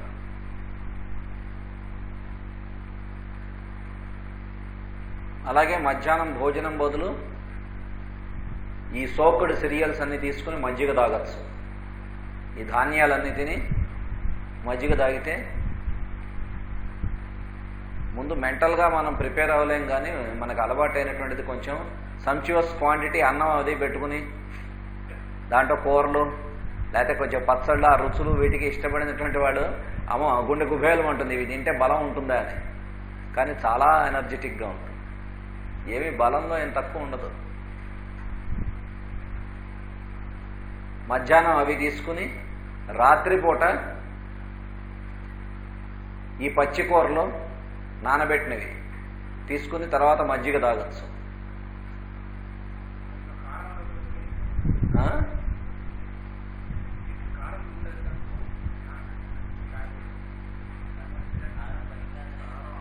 కారం అనేటువంటిది హెల్త్కి మంచిది కాదు కదా. పచ్చిమిర్చి తిన్నా అంతే, అవి లేకుండా ఇవి తినచ్చు. ఈ రకంగా చేసుకుని తింటే చాలా బాగుంటాయి. మనం వాటి టేస్ట్ కనుక అలవాటు పడితే చాలా అద్భుతంగా ఉంటాయి. హెల్త్ కూడా బాగానే ఉంటుంది, ఏ రకమైనటువంటి ఇల్ హెల్త్ ఉండదు, మాల్ న్యూట్రిషన్ ఉండదు. అయితే క్వాంటిటీ చూసుకోవాలి. ఇప్పుడు మన రిక్వైర్డ్ క్వాంటిటీ చూసుకోవాలి. పచ్చికూరలు మొదట్లో మనం తినడానికి ఇష్టం లేనటువంటి వాడు ఏదో కొద్దిగా తింటారు, నీరసం వచ్చేస్తుంది. తర్వాత 3-4 రోజులు అయ్యేసరికి బాగా విపరీతంగా వీక్ అయిపోతారు. క్వాంటిటీ ఎక్కువ తినచ్చు మీరు. పచ్చికూరలు కొంచెం క్వాంటిటీ ఎక్కువ తినా ఏం చేయదు, దానివల్ల మీకు వీక్నెస్ రాకుండా ఉంటుంది. ఫ్రూట్స్ తీసుకోవచ్చు. ఫ్రూట్స్లో బొప్పాయి ఒకటి వెయిట్ పెరగదు. బొప్పాయి, సపోటా, దానిమ్మ,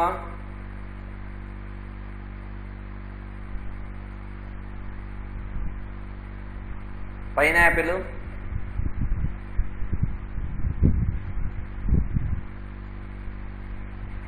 తర్వాత బత్తాయి, కమల, జామ.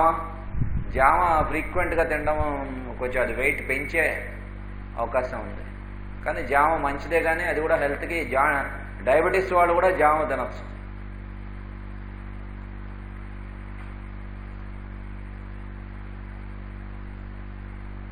ఆ రకమైనటువంటి ఫ్రూట్స్ కూడా తీసుకోవచ్చు. బీపీ ఉన్నవాడు కూడా బొప్పాయి తినచ్చు, ఏం లేదండి. బొప్పాయి ఇది ఇండివిజువల్, మీకు చాలా ఎలర్జీస్ ఉన్నాయి కదా, అందులో ఇది ఒకటి అవ్వచ్చు.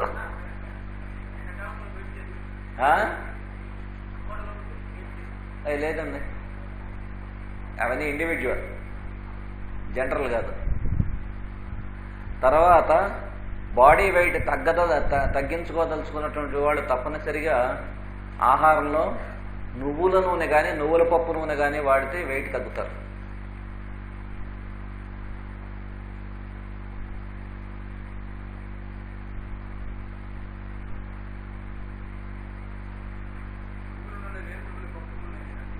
అంటే ముడి నువ్వుల నూనె, దాన్ని క్లీన్ చేసి పప్పుగా చేసిన నువ్వులు చేసిన దాన్ని నువ్వుల పప్పు నూనె అంటాం.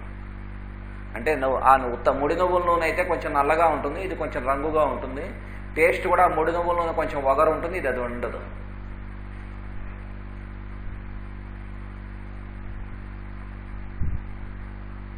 బాడీ వెయిట్ తగ్గించుకోదలుచుకున్నటువంటి వాళ్ళు వేరుశనగ నూనె కానీ పామ్ ఆయిల్ కానీ తినవద్దు. అవి తింటే వెయిట్ తగ్గరు.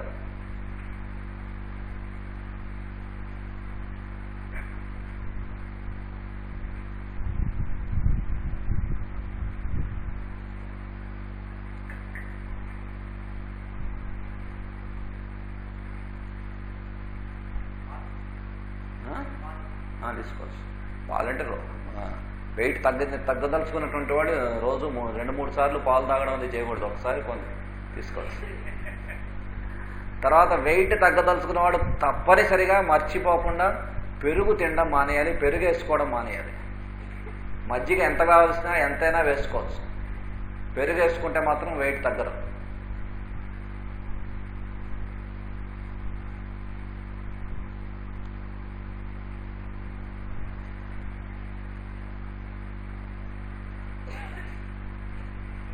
డయాబెటీస్ వాళ్ళలో, షుగర్ కంప్లైంట్ ఉన్న వాళ్ళలో కూడా ఫ్రూట్స్, వాళ్ళకి స్వీట్స్ ఎలాగో పనికిరావు, స్వీట్స్ పంచదార పనికిరావు. షుగర్ మీడియం మరీ హై లెవెల్లో లేనటువంటి వాళ్ళు బెల్లం వాడుకోవచ్చు కావస్తే పాలు, టీ, కాఫీల్లో.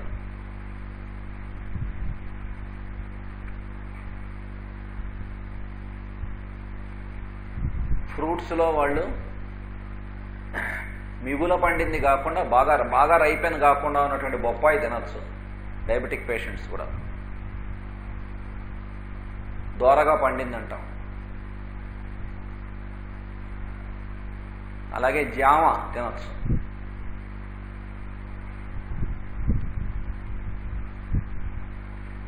అలాగే బాగా ఎక్కువ షుగర్ లేకుండా, షుగర్ నార్మల్ కన్నా కొంచెం హై ఉన్నటువంటి వాళ్ళు చక్కెరకేళి అరటిపండు తినచ్చు, మిగతా అరటిపండు పనికిరావు.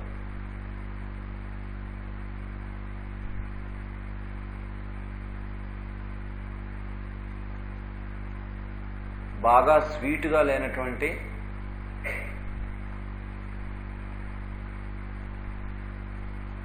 దానిమ్మ తినచ్చు.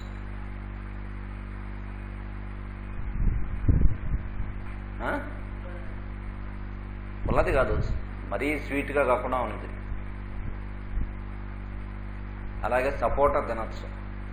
మరీ హై షుగర్ ఉన్నవాళ్ళు మాత్రం పనికిరాదు, మామూలుగా సపోటా తినచ్చు.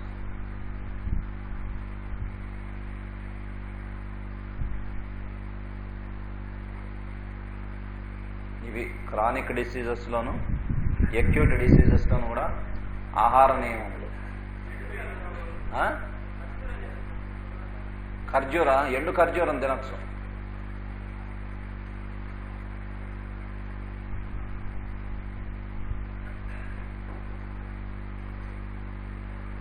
ఫిట్స్ ఉన్నటువంటి వాళ్ళు, మూర్ఛ వ్యాధి ఉన్నవాళ్ళు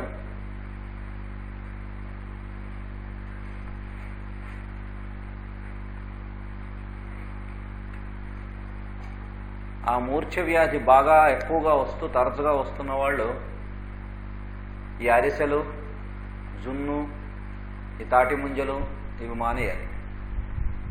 తీయగుమ్మిడి, అరిసెలు, జున్ను, తాటి ముంజలు, తీయగుమ్మిడి. గుమ్మిడికాయల్లో బూడిద గుమ్మిడి, తీయగుమ్మిడి రెండు ఉంటాయి. అందులో తీయగుమ్మిడి మానేయాలి, బూడిద గుమ్మిడి తినచ్చు. ప్రత్యేకంగా వాడికి పడని పదార్థాలు అన్నా అంటే మానేయాలి. కొంతమందికి కొన్ని పదార్థాలు తింటే ఫిట్స్ ఎక్కువ వస్తాయి, అవి ఇండివిజువల్గా చూసుకోవాల్సిందే.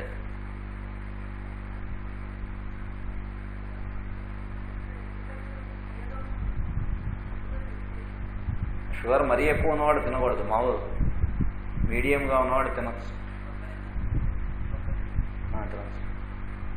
కొబ్బరి కూడా షుగర్ బాగా ఎక్కువగా ఉన్నవాడు మానేయాలి, మీడియంగా ఉన్నవాడు పర్లేదు. ఫిట్స్ వాడు కొబ్బరి తినచ్చు, తాగచ్చు. షుగర్ వాడు ఫ్రీక్వెంట్గా, మామూలు వాడు తాగినంత ఫ్రీక్వెంట్గా తాగకూడదు, ఎప్పుడైనా అప్పుడప్పుడు తాగచ్చు. తర్వాత ఒబేసిటీ ఉన్నటువంటి వాళ్ళు కొబ్బరి మానేయడం మంచిది. కొబ్బరి వలన కూడా తరచుగా కొబ్బరి తినడం వలన కూడా వెయిట్ తగ్గరు.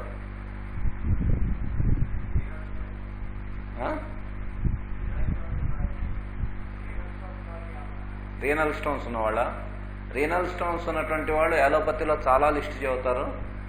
హోమియోపతి ట్రీట్మెంట్లో అవన్నీ తినచ్చు. పాలకూర మానక్కర్లేదు, టమాటో మానక్కర్లేదు, పాలు మానక్కర్లేదు. బాగా విపరీతంగా తరచుగా స్టోన్స్ వచ్చేవాళ్ళు ఉంటారు, వాళ్ళకి మాత్రం కొద్ది రోజుల వరకు పాలకూరను మిల్క్ ప్రోడక్ట్స్ మానేయమనండి. నార్మల్గా మాత్రం అవన్నీ తినచ్చు హోమియో ట్రీట్మెంట్లో, అవే మానక్కర్లే.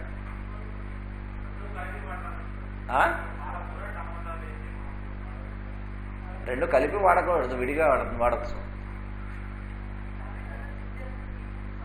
అక్కర్లే, మామూలుగా వాడచ్చు.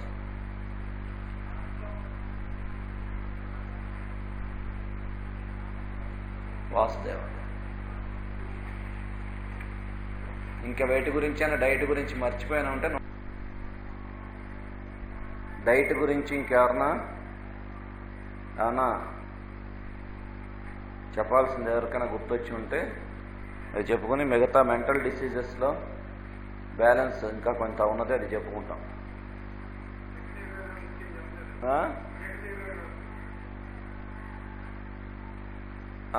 మోషన్స్ అన్నిటికీ కూడా నీళ్ళ విరేచనాలకి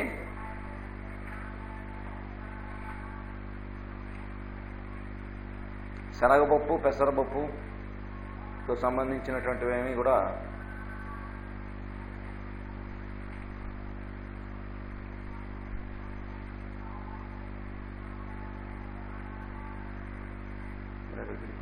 సీనియర్ క్లాస్, ఇది సీనియర్ క్లాస్, మీరు అక్కడికి వెళ్ళిపోండి. శనగపప్పు పెసరపప్పుకి సంబంధించినటువంటివి దుంపకూరలు అవి పనికిరావు. తర్వాత కారం, బాగా కారం, పులుపు అవి కూడా పనికిరావు బాగా మోషన్స్ తగ్గేదాకా.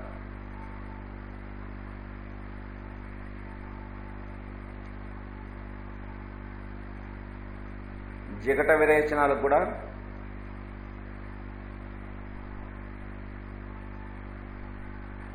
అదే రకమైనటువంటి పథ్యం.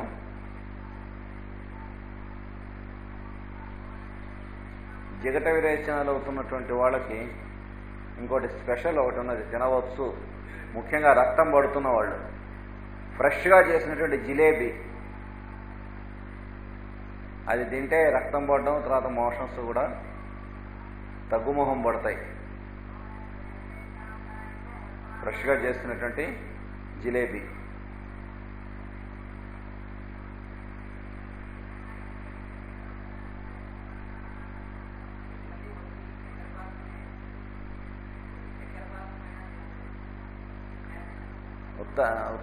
పంచదార నీళ్ళ, దానికన్నా ఇదే మంచిది.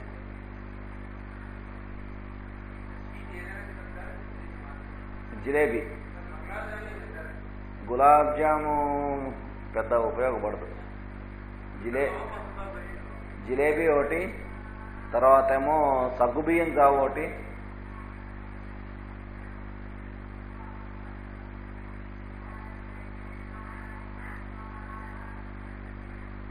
అలాగే ముఖ్యంగా ఈ జిగట విరేచనాలు రక్తంతో అవుతున్నటువంటి వాళ్ళకి మనం చెప్పుకున్నటువంటి యారో రూట్ పౌడర్ జావా అదొకటి చాలా బాగా పనిచేస్తుంది. యారో రూట్ పౌడర్ అని చెప్పుకున్నాం మొన్న.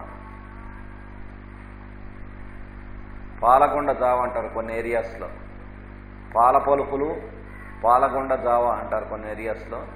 వీటన్నిటికీ కూడా బేస్ ఏంటంటే యారో రూట్ అనేటువంటి ఒక రూట్. ఆ రూట్ తాలూకు పౌడర్, యారో రూట్ పౌడర్ అంటే మెడికల్ షాప్స్లో దొరుకుతాయి. అది ఈ మోషన్స్ అవుతున్నటువంటి వాళ్ళకి చాలా బాగా పనిచేస్తుంది.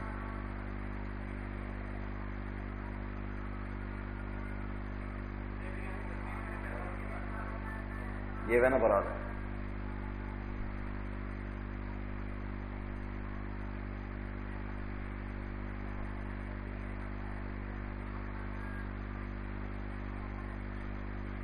అవి ఆహారాన్ని గురించి. ఇంకెవరికైనా ఏమైనా గుర్తొస్తే చెప్పండి.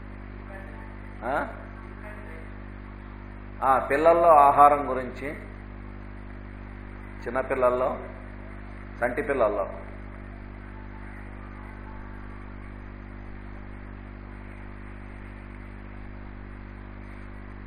ఐదవ నెల వచ్చినప్పటి నుంచి కూడా సాలిడ్ ఫుడ్ అవసరం మొదలవుతుంది. 6th మంత్ వచ్చినప్పటి నుంచి కంపల్సరీగా సాలిడ్ ఫుడ్ అనేటువంటిది ఇవ్వాలి. మొత్తం మిల్క్ చాలా.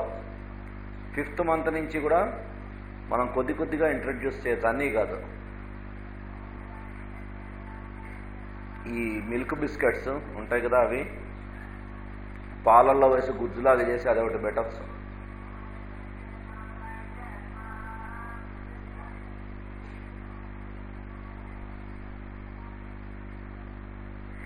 తర్వాత మామూలుగా ఈ ఆర్టిఫిషియల్ ఫుడ్స్లో సెర్లాక్ కానీ నెస్టమ్ కానీ పెట్టేటువంటి వాళ్ళు ఆ ఫుడ్స్లో అవి కూడా 5th మంత్ నుంచి పెట్టచ్చు, సెర్లాక్ కానీ నెస్టమ్ కానీ.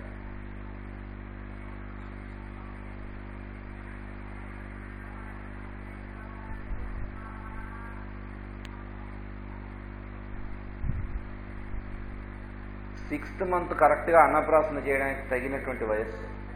ఎందుకంటే సాలిడ్స్ అవసరం వచ్చేటువంటి నెసెసిటీ ఉండేటువంటి ఇది అప్పటి నుంచే ఉంటుంది కాబట్టి కరెక్ట్ ఏజ్ అన్నప్రాసన చేయడానికి 6th మంత్. అప్పుడు అన్నప్రాసన చేసి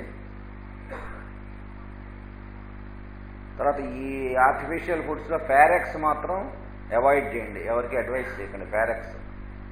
ఎందుకంటే ఫారెక్స్లో చాలామంది ఫారెక్స్ పిల్లలు కాల్షియం డెఫిషియన్సీకి గురవుతున్నటువంటి వాళ్ళని చూసాం.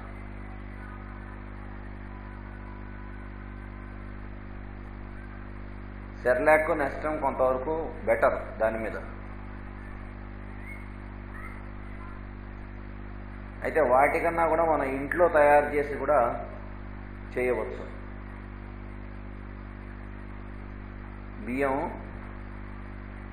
నూకలాగా చేసి ఆ నూక పౌడర్ కొంచెం రఫ్గా, తర్వాత మినప్పప్పు కూడా కొంచెం రఫ్గా చేసి అది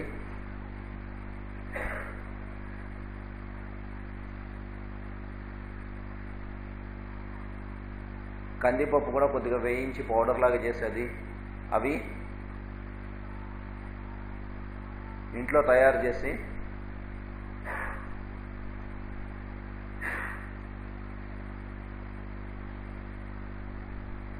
అవి జావలాగా చేసి పెట్టచ్చు.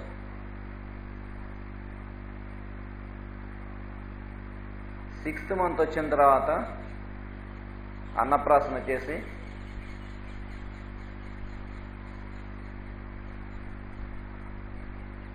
ఒక పూట అన్నం పెట్టడం ప్రారంభం చేయండి, బాగా మెత్తగా చేసి.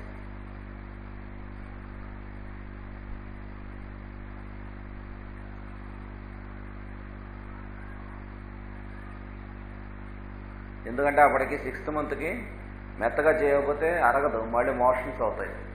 పళ్ళు వచ్చే రాని పళ్ళు రావు కదా అప్పటికి, 6th మంత్ నుంచే ఇరప్ట్ అవుతాయి టీత్.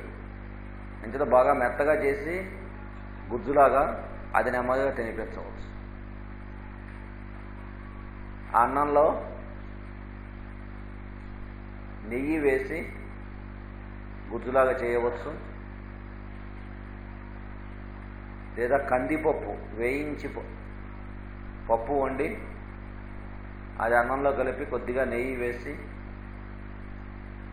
మెత్తగా చేసి అదొకటి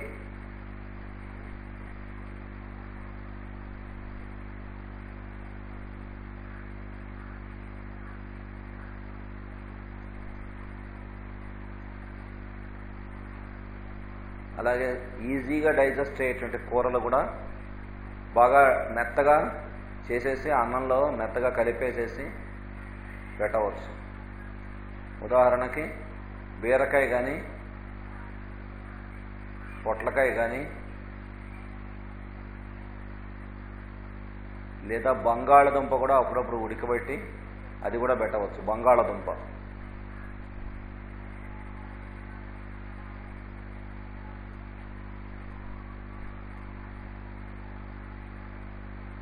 ఒక పూట అలాగ పెట్టి సాలిడ్, మళ్ళీ సాయంకాలం పూట వాళ్ళకి ఈ బిస్కెట్స్, గ్లూకోజ్ బిస్కెట్స్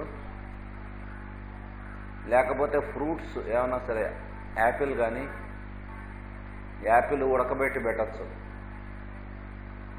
స్వీట్గా ఉన్నటువంటి యాపిల్ గుజ్జులాగా చేసి. జలుబు దగ్గు కనుక లేకపోయినట్లయితే చక్కెరకేళి అరటిపండు కానీ,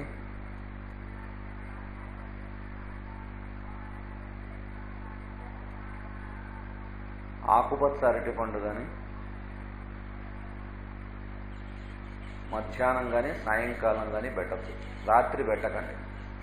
మన పిల్లల్లో తొందరగా జలుబు చేసేటువంటి టెండెన్సీ ఉంటుంది. అది కనుకుంటే వాళ్ళకి రాత్రి పెట్టడం వల్ల జలుబు చేస్తుంది.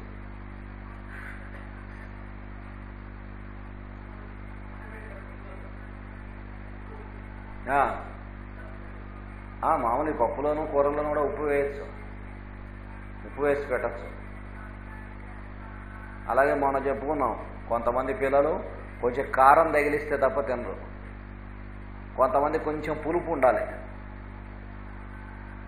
అంటే రసం, చారు కూడా కొంచెం వేసి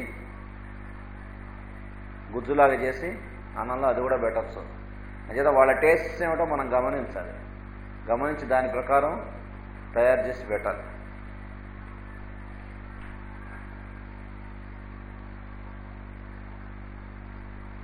ఎయిత్ మంత్ వచ్చినప్పటి నుంచి 2 పూట్ల అన్నం పెట్టవచ్చు.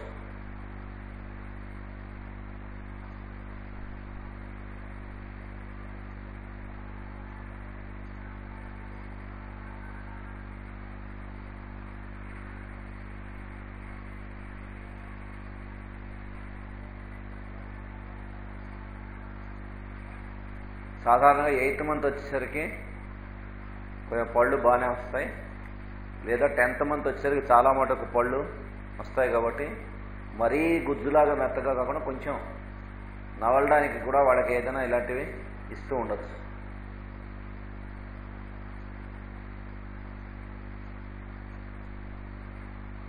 అలాగే సమ్మర్లో పిల్లలకి వడదెబ్బ కొట్టకుండా ఉండాలంటే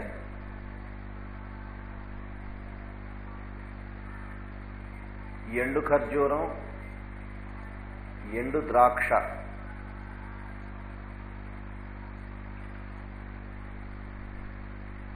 ఒకటో రెండో ఎండు ఖర్జూరం, ఒక 7 8 ఎండు ద్రాక్ష, 2 ఔన్సుల నీళ్లలో నానబెట్టి గోరువెచ్చటి నీళ్లలో నానబెట్టచ్చు.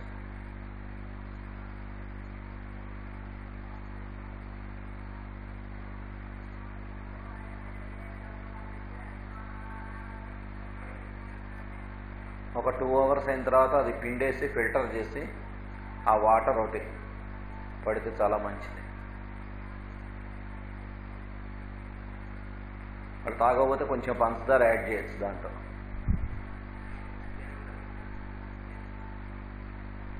తేనె కన్నా పంచదార, కొంచెం పంచదారలో కూడా పటిక పంచదార అని ఉంటుంది, అది ఎక్కువ మంచిది మామూలు ఈ పంచదార కన్నా. పటిక బెల్లాన్ని పౌడర్ చేసి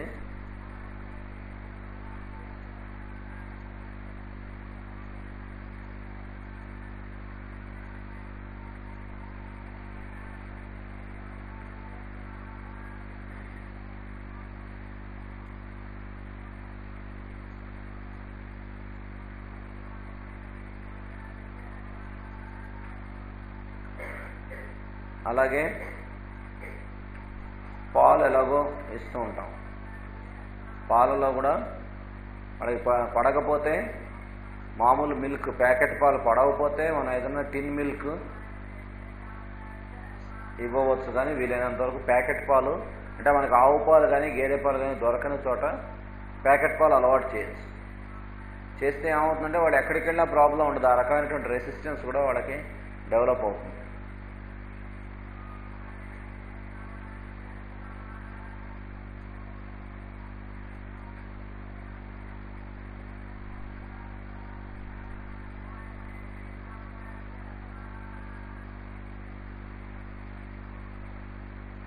పిల్లల్లో కఫం బాగా ఉన్నవాళ్ళు ఉంటారు, తరచుగా దగ్గు, జలుబు, కఫం వాటితో సఫర్ అవుతూ ఉంటారు.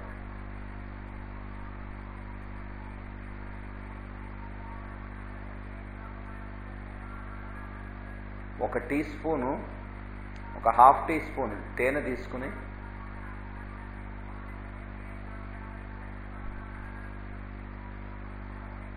కొన్ని తులసాకులు తీసుకుని రసం తీసి,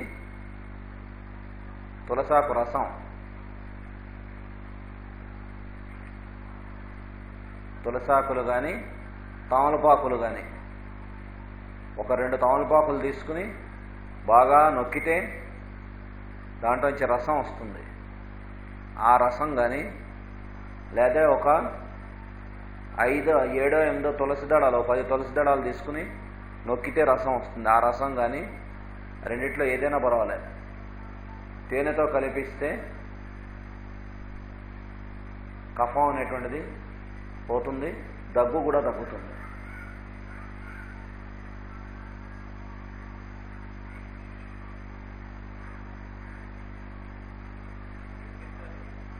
డైలీ 2 times ఇవ్వచ్చు. ఎక్కువగా దగ్గు కఫం ఉన్న వాళ్ళకి 3 times కూడా ఇవ్వచ్చు.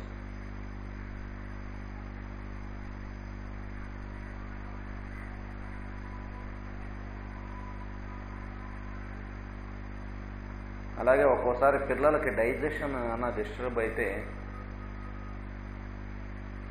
వాము కొద్దిగా వేయించి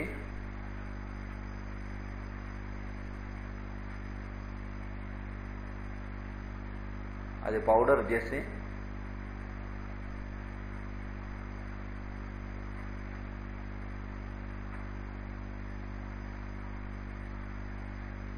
పెట్టవచ్చు. పెద్ద పిల్లలకి అయితే, అంటే సంవత్సరం దాటి 2 ఏళ్ళు, 3 ఏళ్ళు, 4 ఏళ్ళు అలా ఉన్నటువంటి వాళ్ళకి మొదటి 2 ముద్దలు అన్నం ఈ వాము పొడితో పెట్టచ్చు. బాగా ఇంకా సంవత్సరం లోపు 7-8 నెలలు, 6 నెలలు ఉన్న పిల్లలు అనుకోండి, వాళ్ళకి ఈ వాము అనేటువంటిది నీళ్ళల్లో వేసి మరిగించి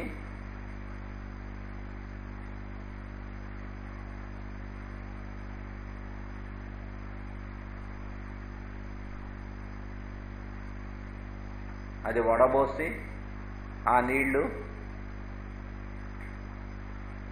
కొద్దిగా పటిక పంచదార వేసి పట్టచ్చు. డైరెక్ట్గా పడితే తాగితే పర్వాలేదు పట్టేసి, లేకపోతే పటిక పంచదార వేసి పట్టచ్చు.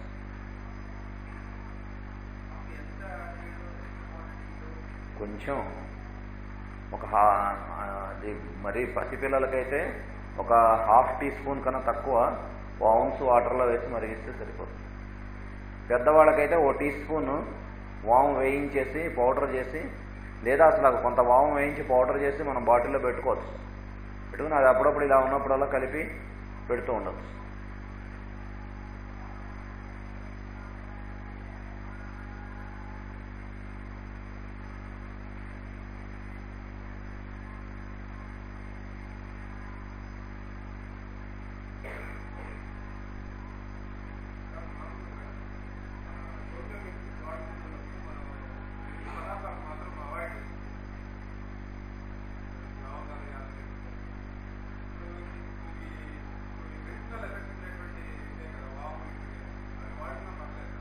వాము ఘాటు ఉండదుగా, మనం ఇచ్చేది చాలా కొద్దిగా, అది నీళ్ళల్లో వేసి కాచి తీసేసి అది వాటర్ ఇస్తున్నాం.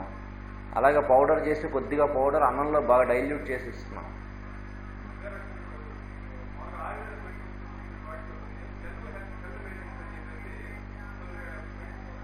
చవనప్రాస ఉంటుంది, చవనప్రాస వాడచ్చు. ఎందుకంటే దాంట్లో మిగతా వాటి అన్ని హెర్బ్స్ అన్నిటి మూలికల్లో ఇది కొద్దిగా ఉంటుంది.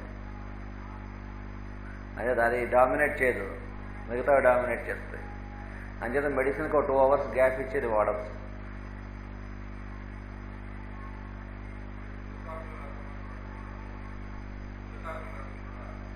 తులసాకు రసం తేనెలో కలిపి ఇమ్మన్నాం ఇప్పుడు ఇవ్వచ్చు. తేనెలో కలిపి ఈ రకంగా డ్రాప్స్ ఇవ్వచ్చు. వాడచ్చు. పళ్ళు తోమడానికి వేప పుల్ల చాలా శ్రేష్టం.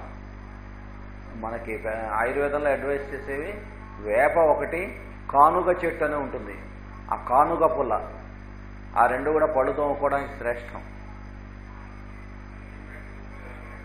ఏముండదు. తోముకోకూడనివి సీతాఫలం చెట్టు, సీతాఫలం పుల్లతో తోముకోకూడదు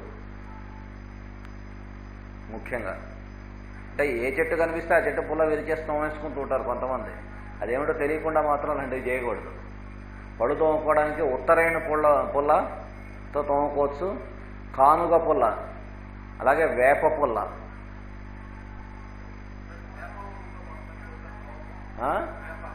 వేపాక, నేపాళమా? నేపాళం అందరికీ అడ్వైజబుల్ కాదు, తేడా చేస్తుంది కొంతమందికి. సీతాఫలంతో తోమితే పళ్ళు ఊడిపోయే ప్రమాదం ఉన్నది. సీతాఫలం తాలూకు ఆకు డ్రై ఆకులు తీసుకుని వాటిని కాల్చి పౌడర్ చేసి ఆ బూడిద కనుక పంటి మొదట్లో పెడితే పన్ను ఊడిపోయి వచ్చే ప్రమాదం ఉంది సీతాఫలంలో.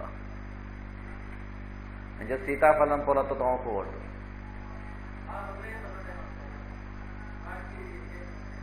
ప్రయత్నం చేసి అవి పక్క పళ్ళకి తగిలితే అవి లూజయ్యే అవకాశం ఉంటుంది. అదే, అది కాకుండా ఆ ఒక్క పంటికే జాగ్రత్తగా కనుక చేయగలిగితే చేయొచ్చు అన్న ఎక్స్పెరిమెంట్.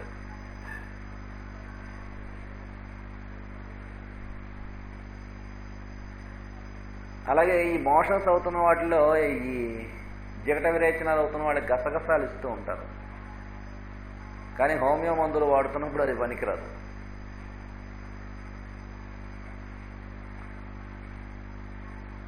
మెంతులు నవలమంటారు, నవలచ్చు, ఏమవుతుంది. కొద్దిగా మెంతులు నోట్లో వేసుకుని నవలండి అంటూ ఉంటారు, అది పర్వాలేదు.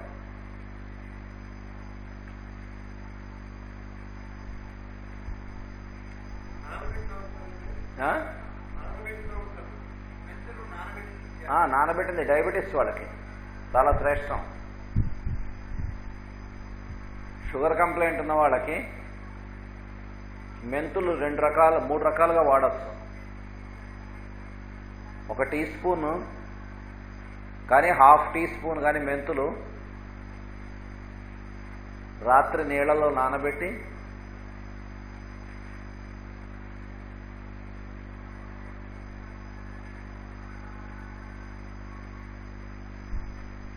పొద్దున నీళ్లు తాగేసి ఆ మెంతులు నవిలేయచ్చు.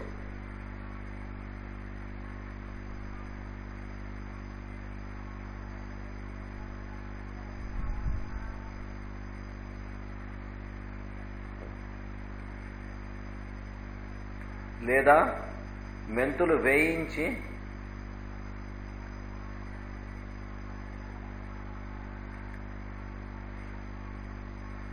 పౌడర్ చేసేసి భోజనం చేసేప్పుడు మొదటి 2 ముద్దలు మెంతి పొడి కలుపుకుని తినమనాలి. మొదటి 2 ముద్దలు కూడా మెంతి పొడి కలుపుకుని తింటే దానివల్ల కూడా షుగర్కి చాలా మంచిది. 1 టీ స్పూన్. లేదా 3వ పద్ధతి ఉంది, రాత్రిపూట ఈ నీళ్ళలో నానబెట్టేసి పొద్దున వాటిని గ్రైండ్ చేసేసి కొద్దిగా మజ్జిగలో, కమ్మటి మజ్జిగలో కలుపుని తాగేస్తే అది కూడా బాగా పనిచేస్తుంది.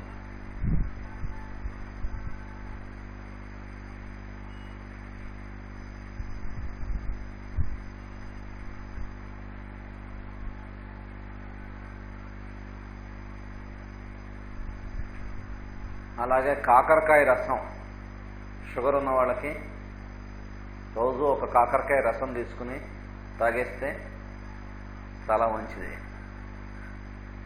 ఆహారంలో కూడా కాకరకాయలు తరచుగా వాడుతూ ఉండడం, లేదా పచ్చి కాకరకాయ తినేయచ్చు. తిన్నావు ఎప్పుడైనా? ఒకసారి తిని చూడు, షుగర్ లేకపోయినా తినచ్చు సరదాగా.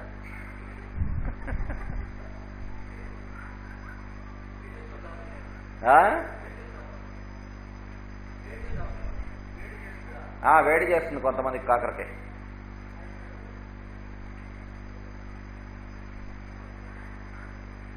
అందుకే వీటన్నిటికీ మనకు ప్రొటెక్షన్ కోసమే ఇన్ని రకాల వెజిటబుల్స్ ఇవన్నీ కూడా మనకి ఫుడ్లో పెట్టబడ్డాయి. ఇవన్నీ చూస్తే మెంతులు, అలాగే కాకరకాయ, ఇవన్నీ. వికారం ఎక్కువగా ఉందనుకోండి, తరచుగా వికారం వస్తుంది. కొంతమందికి ఫ్రీక్వెంట్గా ఏమీ సహించకుండా వికారంగా ఉండి ఏమీ తినాలని మెచ్చదు. అటువంటి వాళ్ళు 2 రకాలు చేయొచ్చు. ఒకటి ఆయుర్వేదంలో మాదీఫల రసాయనం అని దొరుకుతుంది. మాదీఫల రసాయనం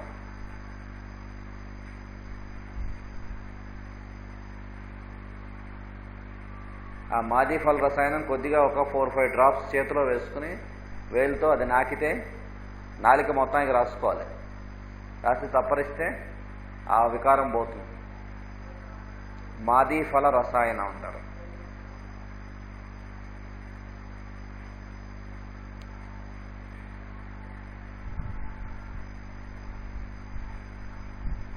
లేదా జీలకర్ర,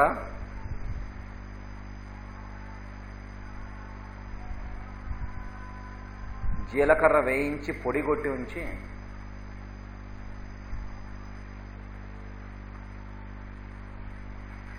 అది కొంచెం తేనెలో కానీ లేదా కొంచెం నేతిలో కానీ కలుపుకుని తినేస్తే దానివల్ల కూడా తగ్గుతుంది.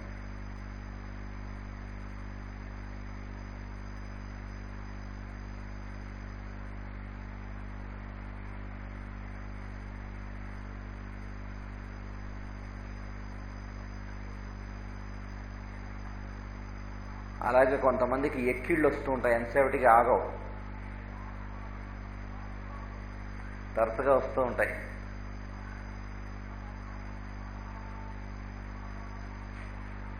వాళ్ళకి 3 రకాల ట్రీట్మెంట్స్ ఉన్నాయి. ఒకటి, పేరిన నెయ్యి చేతిలో కొద్దిగా ఒక చెంచాడు పేరు నెయ్యి వేసుకుని తినేసి సపరిస్తే దానివలన ఎక్కిళ్ళు తగ్గుతాయి.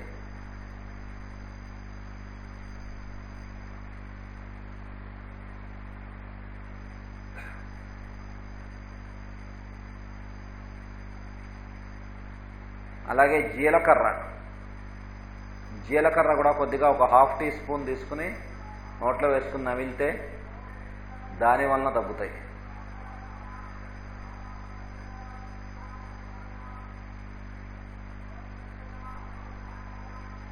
మూడోది షాక్ ట్రీట్మెంట్. ఎంతసేపటికి ఆగటం లేదేంటి, అలాగ ఆగటం లేదనుకోండి, నీకేం బుద్ధి లేదా, మొన్న వాళ్ళతో పోట్లాడి వచ్చావట కదా. నేనేం పోట్లాడలేదు ఎవరి మీద, అదే మన పక్క ఇంటి వాళ్ళ అమ్మాయితో మొన్న పోట్లాడి వచ్చావట కదా, గంట సేపు ఇద్దరు కొట్టుకున్నారటగా, బుద్ధి లేదేంటి, వచ్చి చెప్పక్కర్లేదా, వాడు చెప్పేంతవరకు నాకు తెలీదు, నాకేం తెలియదు, నిజంగా నాకేం తెలీదు. ఎలా ఉన్నాయి ఎక్కిళ్ళు తగ్గిపోతాయి. అంటే సడన్గా వాళ్ళకి ఒక షాక్ లాంటిది క్రియేట్ అయ్యి ఆ ఎక్కిళ్ళ దగ్గర నుంచి మైండ్ వేరే వైపుకి డైవర్ట్ అయిపోతే ఎక్కిళ్ళు తగ్గిపోతాయి. చాలా ప్రాక్టికల్ ఇది.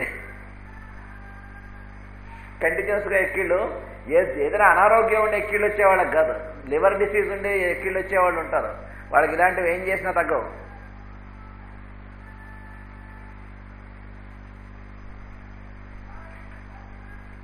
అది ఎక్కిళ్ళకి.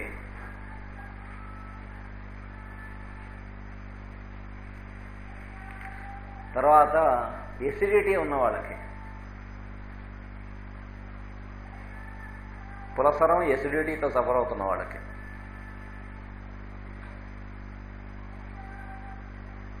ఆశ్చర్యం ఏమిటంటే ఆ ఎసిడిటీ ఉన్నటువంటి వాళ్ళు నిమ్మకాయ తింటే ఎసిడిటీ మామూలుగా పెరుగుతుంది, కానీ ఒక గ్లాసుడు నీళ్లు తీసుకుని, చల్లటి నీళ్లు, దాంట్లో చిన్న నిమ్మకాయ అయితే పూర్తిగా పిండాలి, పెద్దదైతే 1/2 లెమన్ పిండేసి ఒక 1/2 టీ స్పూన్ ఫుల్ సాల్ట్ దాంట్లో కలపాలి.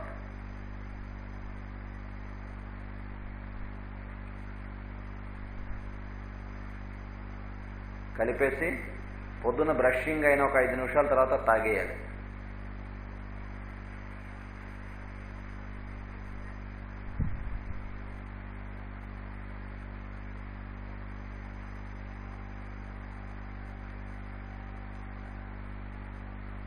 చేస్తే 1 నెల 2 నెలలు అయ్యేసరికి వాళ్ళకి ఎసిడిటీ చాలా వరకు తగ్గిపోతుంది.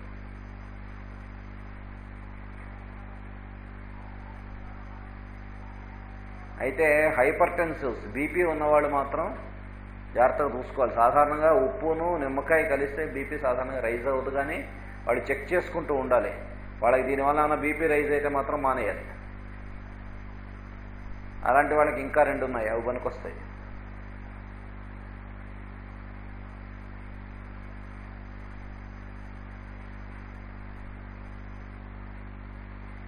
పొద్దున మొహం కడుక్కున్న వెంటనే కమ్మటి మజ్జిగ 1 గ్లాసున్నర తాగేస్తే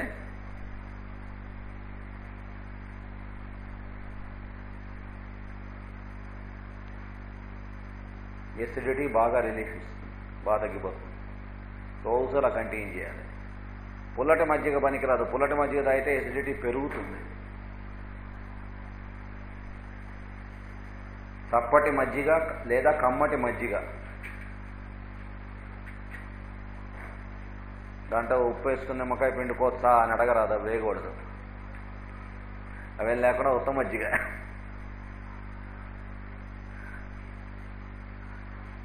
లేదా చల్లటి పాలు,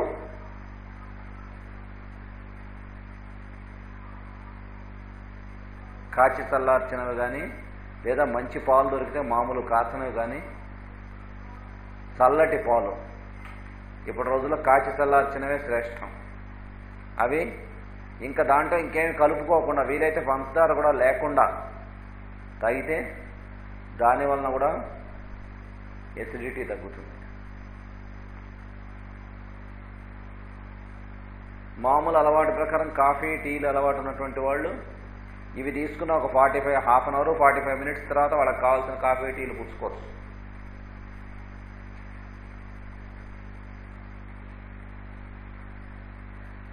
ఎసిడిటీ ఉన్నవాళ్ళు కంపల్సరీగా కాఫీ టీలు ఎక్కువ సార్లు తాగడం అనేది మానేసేయాలి. రోజు 10-15 సార్లు కాఫీ తాగుతున్నారు అనుకోండి, డెఫినెట్గా ఎసిడిటీ ఇంక్రీజ్ అవుతుంది.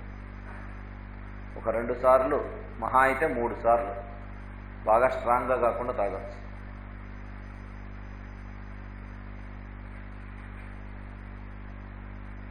కాఫీ తాలూకు బ్యాడ్ ఎఫెక్ట్స్ ఎన్ని రకాలుగా ఉంటాయో, ఏ లేయర్స్ మీద ఏ రకమైన సిమ్టమ్స్ ప్రొడ్యూస్ చేస్తాయో హ్యానిమన్ గారు చాలా డీటెయిల్డ్గా ఇచ్చారు. మనిషి తాలూకు డైజెస్టివ్ సిస్టమ్ మీద ఎలా బ్యాడ్ ఎఫెక్ట్స్ వస్తాయి, మైండ్ మీద ఎలా బ్యాడ్ ఎఫెక్ట్స్ వస్తాయి, ఎమోషనల్ ప్లేన్ మీద ఎలా బ్యాడ్ ఎఫెక్ట్స్ వస్తాయి, సెక్స్ లైఫ్లో ఎలాంటి బ్యాడ్ ఎఫెక్ట్స్ వస్తాయి, ఇవన్నీ కూడా ఎక్స్ప్లెయిన్ చేస్తూ ఒక వండర్ఫుల్ చాప్టర్ ఇచ్చాడు హ్యానిమన్ లెస్టర్ రైటింగ్స్లో. ఇన్సూరెన్స్గా 20-25 పేజెస్ ఇచ్చాడు. కాబట్టి కాఫీ టీలు ఎసిడిటీ ఉన్నటువంటి వాళ్ళు బాగా లిమిట్ చేసుకోవాలి.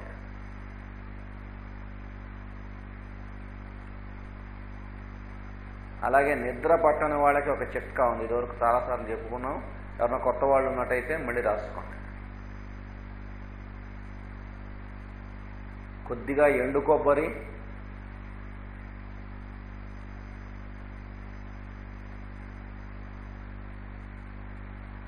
పటిక బెల్లం,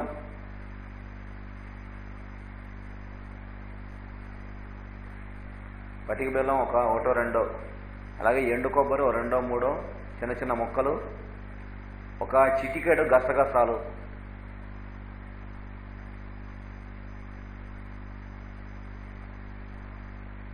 ఈ 3 కలిపి నవిలి తినేస్తే రోజు నిద్ర బాగా పడుతుంది.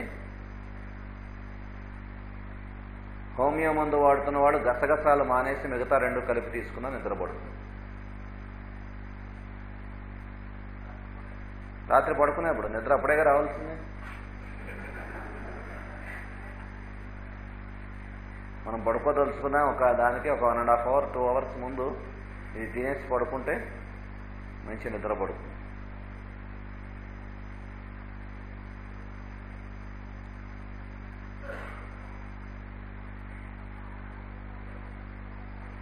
అది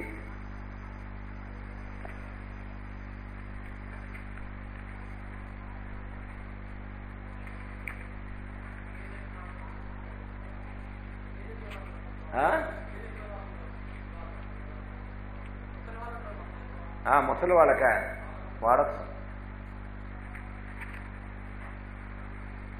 నువ్వు ముసలి వాళ్ళ గురించి అడుగుతుంటే వినపడుతుంది.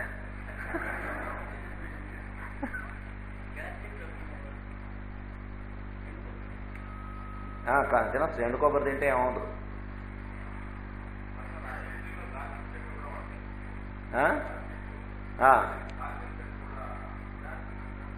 దాసిన చెక్క మరి హోమియోపతికి పనికిరాదు. దాసిన చెక్క, లవంగాలు, గసగసాలు, ఏలక్కాయలు ఆ 4 కూడా గరం మసాలాలోకి వస్తాయి, హోమియోపతికి పనికిరాదు.